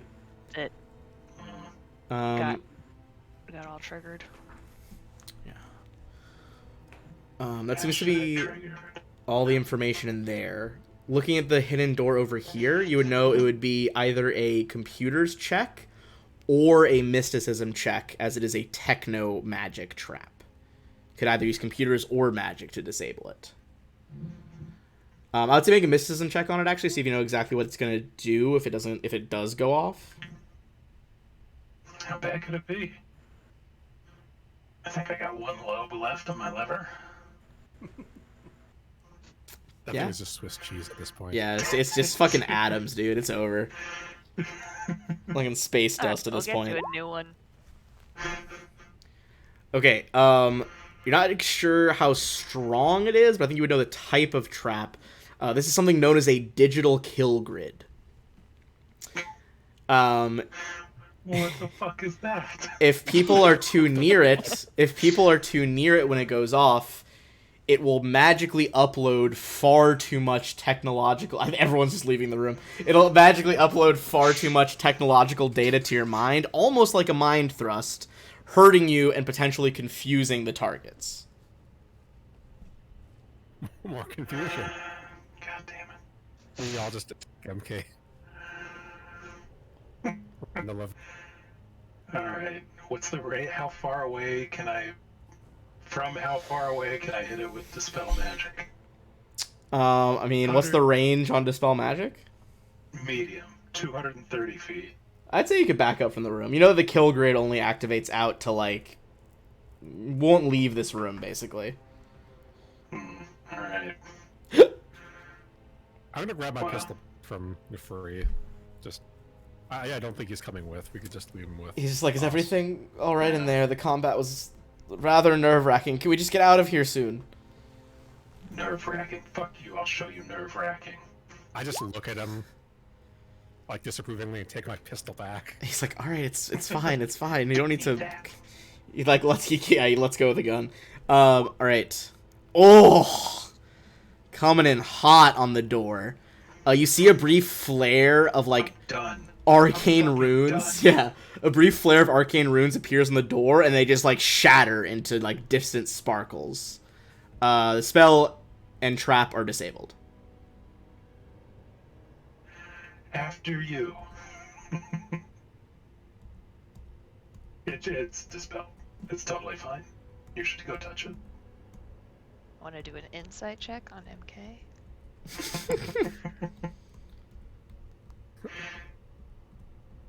I think I have like a 3. I just believe him. All right, do you guys activate the secret door? Yeah. Yeah. All right. What's the story, Mother? All right, let me scroll back down. Orange lights blink and displays flash from the array of computer consoles and machinery. Unlike the other rooms, the walls of this chamber are composed entirely of metal, making it difficult to distinguish individual pieces of equipment. Rectangular consoles jut out from the walls and floor around the chamber's perimeter, and a large hexagonal workstation stands alone at the center of the room. Each of its 6 sides consists of a panel of switches, buttons, and keys.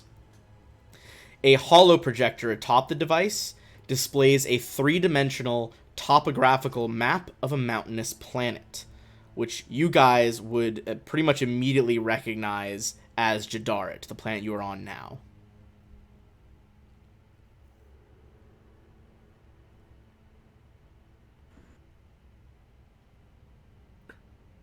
Don't press any buttons. We might set off a nuke. All right. Fine if I mistake. MK, as you enter in here,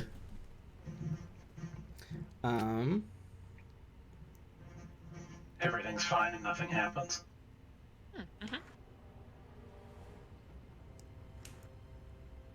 as you guys, no, for sure something's gonna happen. First of all, you see 3 beings in here, huddled on the floor. One of whom is Nifri. What? Ruh-roh. The other 2, give me 1 second. Ruh-roh Raggy. The others are clearly Tala, who doesn't have official art, but that is the female Korlu. Those like the snail people. And then you also see next to her is the agender android Ariad N5. Like, oh, thank God. We didn't think anyone would be able to get here and rescue us. They look cold, hungry, look frightened. And then they... But if you are here, then who are we talking? They look into the room as Nifri. They look out of the room behind you, MK. As your Nifri approaches with Flack and Jax.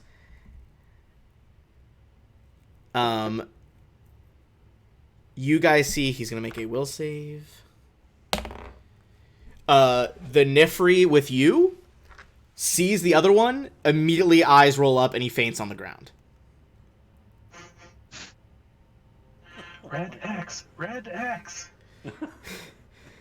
Nifri was like, "Whoa, what the fuck, who is that?" Ariad N5 draws like a Corona laser pistol, and she's just like, "What the hell is that?" The Nifri in the room with MK is like, "That, I don't know what the fuck that is. Did the facility create him?"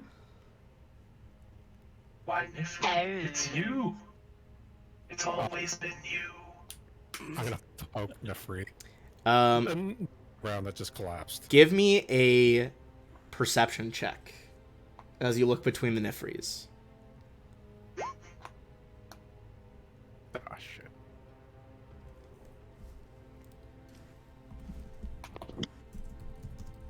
All right. Can I Flack. also make one? Hold on, I gotta oppose. You can also make it. I'm just opposing it on the backside. Flack and MK. You two see that the one in here looks exactly the one you've been talking to, and then you notice his neck there's a spot of faint discoloration that, as soon as you see it, suddenly darts up the back of his head like a startled fish. Give me a mysticism check. This is on Nifri 2 or the Nifri that Nifri 2, the one that's over here. Great.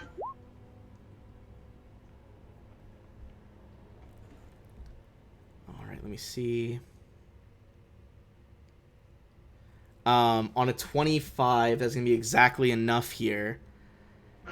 The one in the room that was hiding with these people is not Nifri. In fact, it is something known as a quantum clone. Quantum clones are near exact copies of living beings, usually created by accident through the misuse of quantum technology, though it is rumored that some powerful technomancers have claimed they've duplicated this process through magic. Quantum clones are exceedingly rare, so much so that they have yet to be studied in detail and are more of a theory. Some physicists believe they are composed of microscopic virtual particles formed by the fluctuation of space-time, sometimes called quantum foam. Others believe quantum clones are a bit more simple in that they are ripped from an alternate dimension. You would know, though, on that check, that quantum clones, whatever the reason they do exist, are not inherently evil. Most of the time, they might not even necessarily know that they are clones. They just believe that they are that person with their exact memories.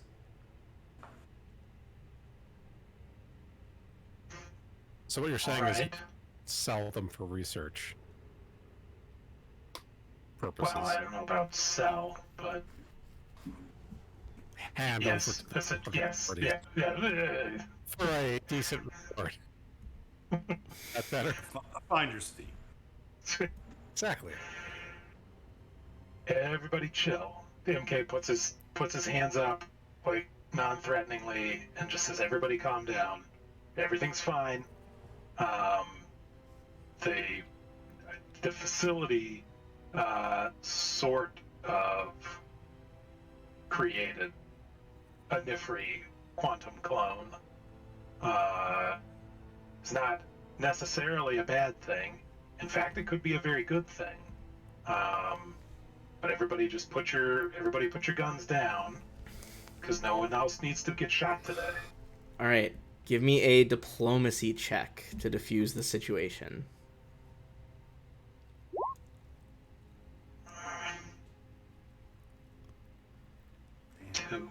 Two on the die.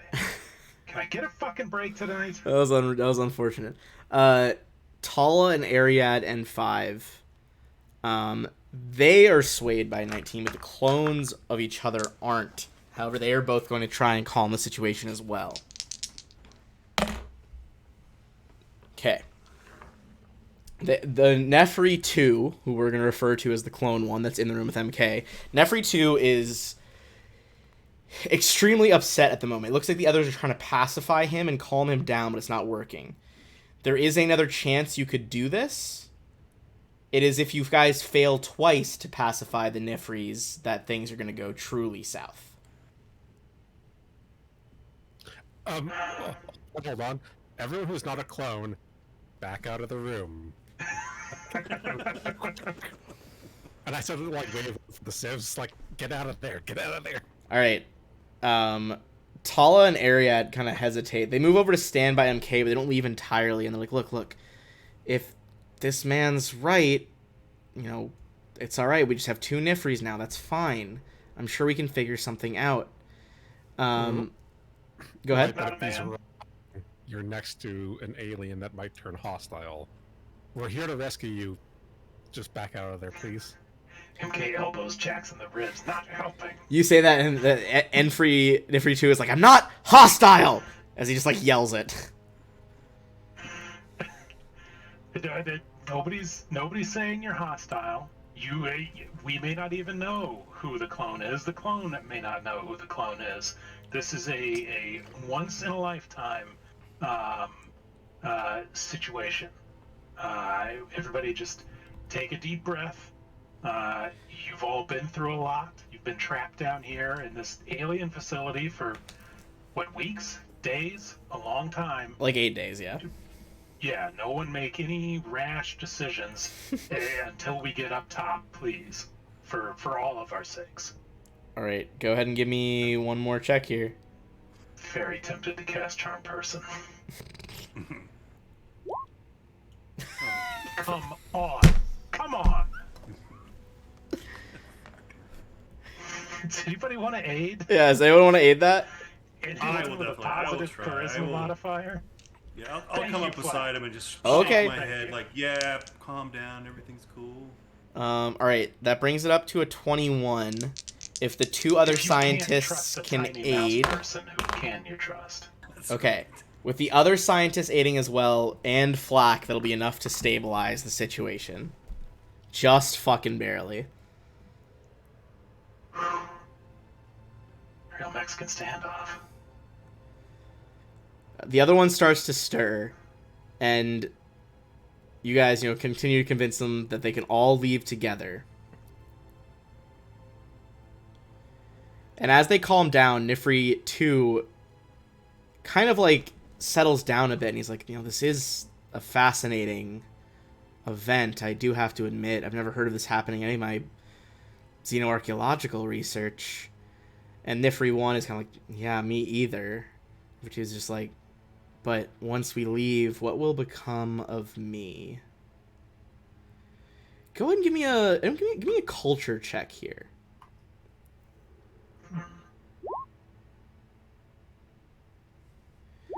MK, on a 34, you realize that there are kind of only two ways out of this. Nifri 2 is an extremely, as you learned, rare scientific find. If you turn him over to Abadar Corps, you're likely damning him to a lifetime as a lab specimen. Even if it might not be in terrible conditions, this is Abadar Corps, they're not evil, but that will likely be the whole rest of his life. So you could tell him that, you could lie about that, or you could tell him and, you guys could try to get him out of there without revealing any of his mutations. That would require a disguise check as you come out with him, so that people don't see that there are two Nifris.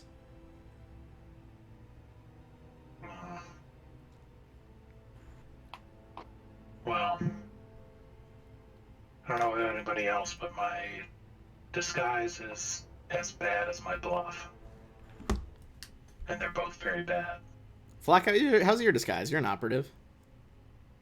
Oh no, I haven't put anything into disguise. I think I'm just like a +4. Word. We had that set of thermal clothing. You guys I don't think did get I- given that, yeah? I don't think I need mine, so I'll just give it for him to wear. Oh, okay. I would say that would definitely lower the DC for sure. Could pop the mantis helm on him and hide his face, but only when we're leaving. Otherwise, that's mine. All right. So do you guys tell him that that is the plan? But here's the other thing to think about, and I would argue that we can have these conversations telepathically. quickly. Yeah. You guys have the telepathic bond stuff going. Abadar Corp is not evil, and this is truly a once-in-a-lifetime occurrence. I think it merits some study, to see how this happened, and it could have very beneficial effects. Only if we get paid. I mean, what's Nifri want? The one that's going to be examined, not the... We're not telling him. I think that's the problem. That's the issue. It sounds like either we have to lie to him and tell him everything's going to be fine, or we have to try to smuggle him out from under everybody's nose. Right. And I'm frankly torn about what MK would do. It's Does fair. anyone have any tranquilizers on him? I have sedatives. I think I have Uh, painkillers. But a sedative would work. For what? let's see. so that when we turn him over, he doesn't freak out.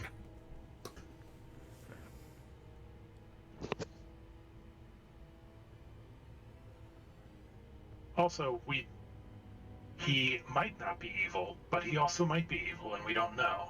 And just cutting him loose. And what was that Compared- dark patch on his neck or whatever? What's all that about? That you would think that's like a sign of quantum clones. It's like part of his, like, he's not made of regular material, more of like this quantum flux state. So there are like, he looks, if you looked closely enough, you could see stuff like that that indicates like, oh, this is not a real person. Well, I guess he's a real person, not like a person originally of matter. This is a quantum clone. And he's cloned from the scientist, right? And he has all the scientist's sort of knowledge. He has like every memory perfectly, knows exactly, like he has lived Nifri 1's life. You know, we have plenty of room on our destroyer for a extra science officer. That is accurate. That's what it's worth. Bring him on as a science officer, study him there with his permission. Yeah, only if he wants us to. All right, looks like, well, you guys are gonna get him and the new bartender. The, Oh shit! Yeah. would, Forgot okay, about the bartender. would any of us know how much the corp would pay for something like this? I would argue we could estimate based on what we were paid for, the stuff that we brought back from the Aslanti Star Empire. We could have a pretty decent guess at like I'd what say, a discovery like this would be worth. I would say, yeah. I think because you've done that, it's certainly possible. I'd say it would still probably be a culture check.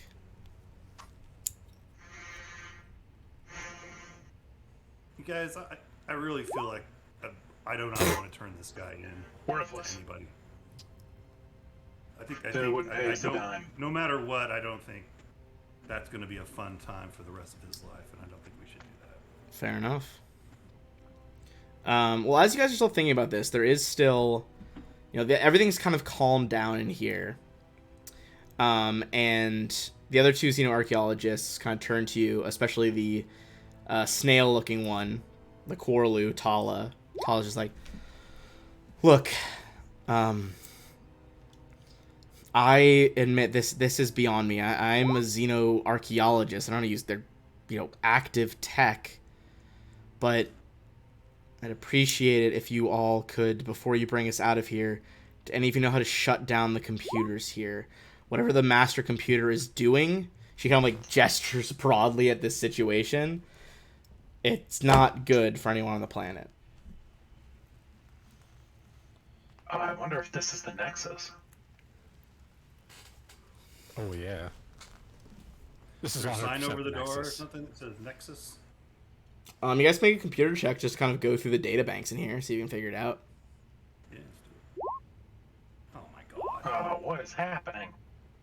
Jax, Falling you apart. putting it up, you think that this is indeed the Nexus. Alright, so we can possibly use this to shut down the sort of the defense mechanisms that have sort of disrupted the planet. Yeah.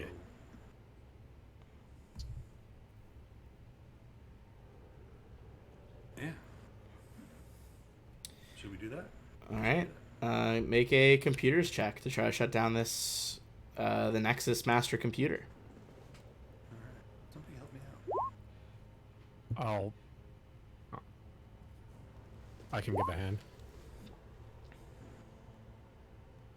Is it too late for me to give a hand? That is not too late for you to give a hand if you would I like to think we also can. assist. Okay. We can both try. All right. Oh, thank God. The squad works together, and you're able to shut down the computer. See all these orange and like amber lights blink off, and it's kind of a cool blue illuminates the room. You guys do feel a distant rumble under your feet that quickly dissipates. Hard to say what happened from under here. Additionally, We just set off all the nukes. all the nukes they were researching, yeah, they're all gone.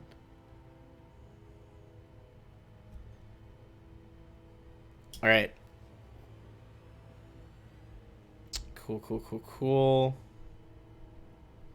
You guys are gonna get experience for turning off the computer and for not having to stab the clone and actually fight him.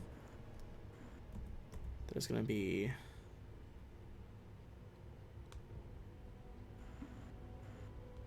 everyone is gonna get 12,800 XP.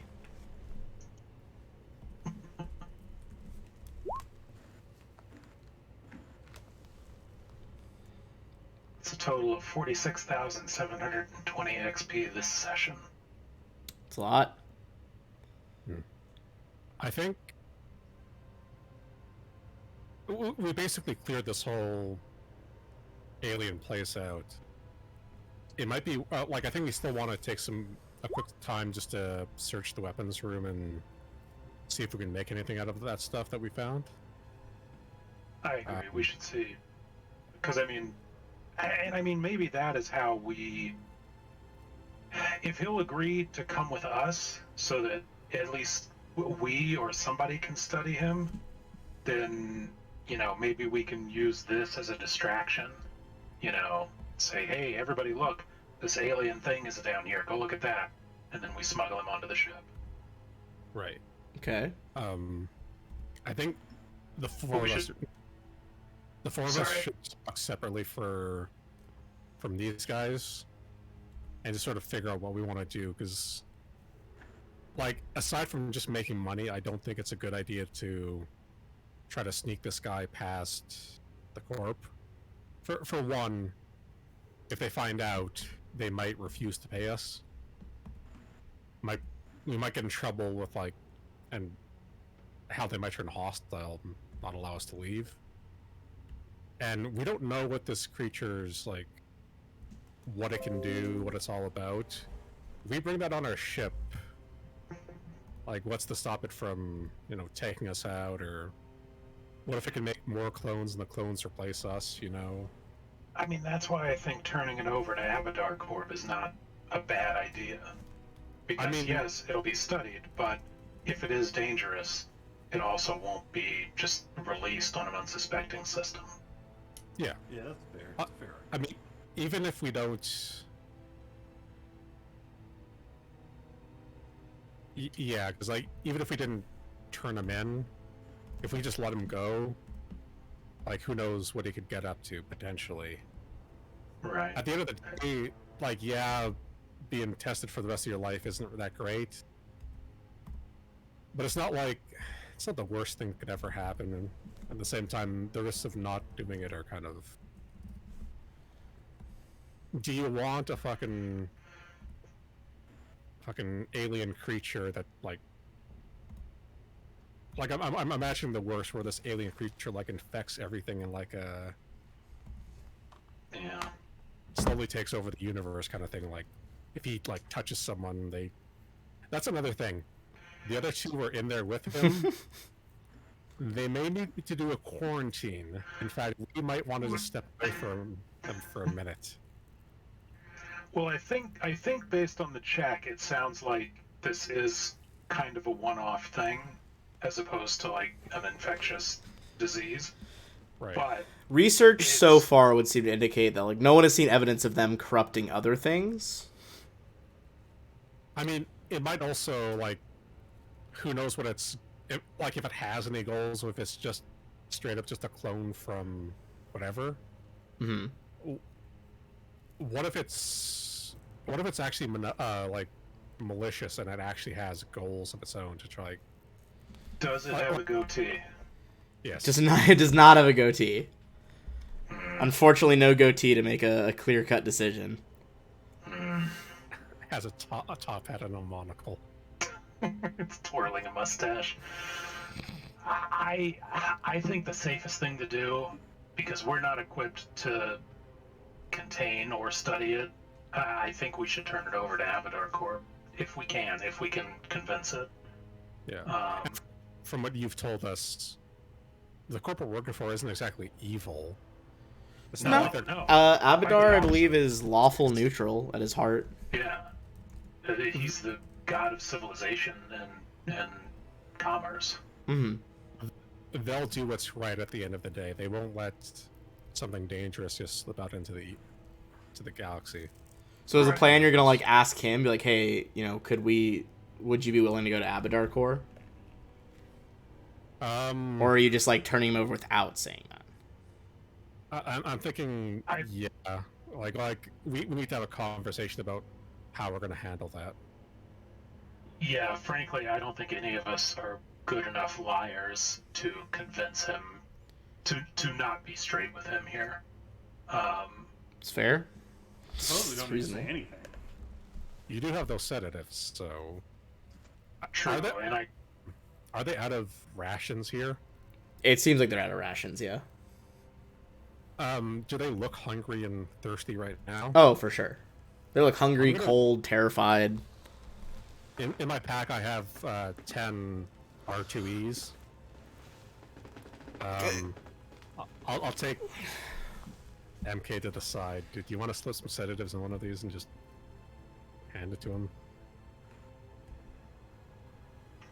yeah, we can try that. I'm just looking at the rules for sedatives, and I'm not sure, because essentially what sedatives do is based on the level that they are. They do like a D4 of non-lethal damage. So tier 1 does 1d4 non-lethal if you're injected, or I mean, I will say you would know, like, they're not high health already. They're just fucking researchers. And Right. they're, like, starving in here. So not a lot of non-lethal would be needed to knock them out. Especially if many you put, like, a sedatives do few sedatives in there.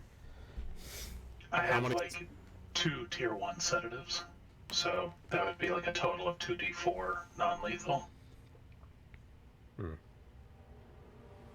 How about we go figure out what we can gather together in the armory and then try to sedate them? Zashi, Flak, are you guys okay with that? Yeah. I mean, I could also this is sort of getting into a more physical realm, but I could also just daze him or hold person him. Okay, so initially giving them, like, the ready-to-eat meals and hoping he is knocked unconscious. Yeah. Alright, yeah, I mean, they gratefully accept the food. I would say give me a... Roll the 2d4 for the sedatives.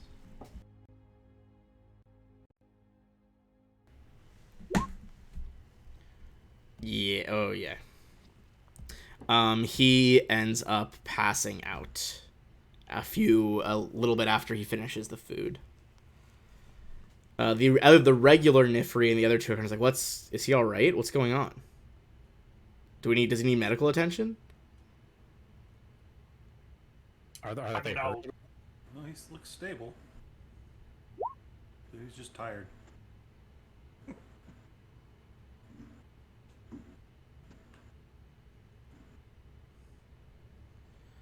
All right. I guess let's get him to the surface. I'm sure Abadar Core, probably Miss Knot, I assume, is gonna pay you all. Yeah. That was the deal. So are we able to find cobble anything together in the armory? All right. So you take some. Yeah, if you want to take some time in the armory, scroll back up there. Give me one sec. Yeah, I think we were gonna save the sedatives for after we did that. Yeah, well, we can say you did that afterwards. Okay, so let's do armory first. I assume you're also doing the like some of you doing the computer in the armory, and some of you are doing the like items. Yeah, Flack will look at the computer, I think. All right.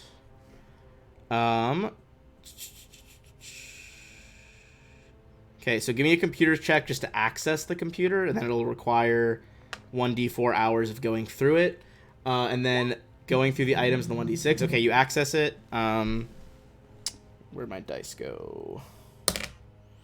Okay, it's gonna take you 2 hours. The items are gonna take also 2 hours, conveniently. There's not a lot here. but there is a suit of engine runner armor, a Mark 1 spell reflector armor upgrade, 3 high-capacity batteries, and a second Vorpal fusion.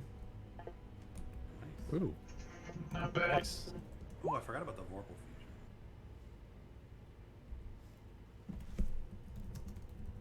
fusion. Is it possible to remove that from a weapon after? Yes, swap? I'm pretty sure you can remove fusions. Yeah, you can move them, swap them. Yeah. Yeah. Would you guys mind if I took one? Just so you guys know, Engine Runner is basically it's heavy armor, plus 21 AC, plus 22 KAC, max dex bonus plus 4, with 5 upgrade slots. Wow. Damn. Some nice armor. Yeah, the Yosoki originally designed it, actually. The Yosoki, and it's heavy. Yeah, seemingly They lightweight. couldn't even wear. Yeah, seemingly lightweight, but actually incredibly durable heavy armor. Small squares of dense metal lie between 2 layers of reinforced fiber weave, giving the appearance of a padded flight suit, but offering considerably more protection. That's pretty sweet. So you guys assemble that stuff, and then going into the computer. So let me tab back over there.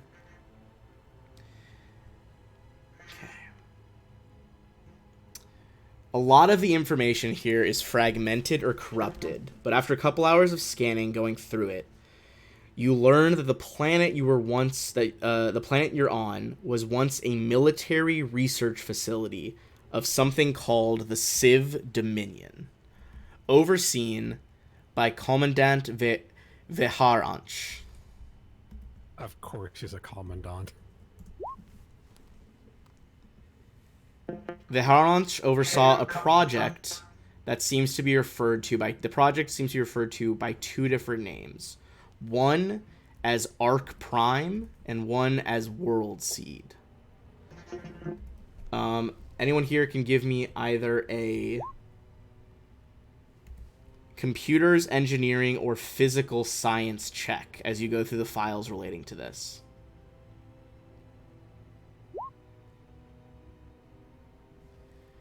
Flack, you go through and realize that these 2 designations must actually refer to 2 different devices despite being in the same project file.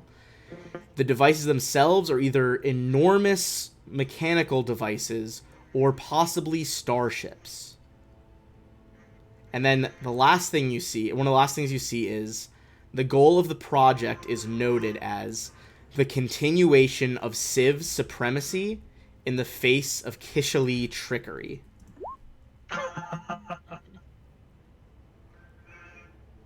The most recent files on the computer indicate that the launch of Ark Prime was rushed, and that some of the facility's, quote, servitors are collapsing under the workload to finish the Worldseed.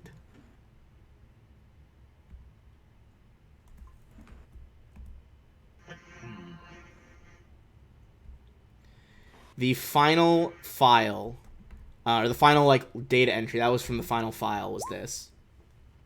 The final data entry is a base-wide announcement. It seems like there is some sort of accident, though the reasons and results are missing. And the final data entry is initiate lockdown of the Nexus.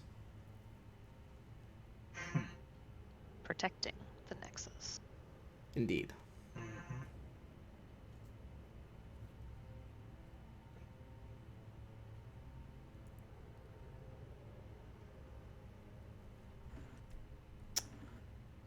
All right, so you take those information, you are able to get him asleep, and as you head up to the surface, you guys quickly see what the rumbling was. The storms have ended. Whatever the problems were from this facility that were messing with the terraforming equipment have now shut down. There are no more blizzards, and you can see clearly for miles around Hardpack Valley. As you look back up the mountains towards Snowdrop Village, you see about 10 miles east of there is a tapered cylindrical tower. Judging from the height from here, must stretch some 250 feet into the sky. 2 spiral ramps encircle the tower, and a double-pronged antenna is affixed to its pinnacle. This addition to the skyline is wholly artificial and new. Does it appear to be made out of like that sieve material that we've seen, the purplish? It's not the purplish stuff, but it does look like the metal sieve material in the command center room.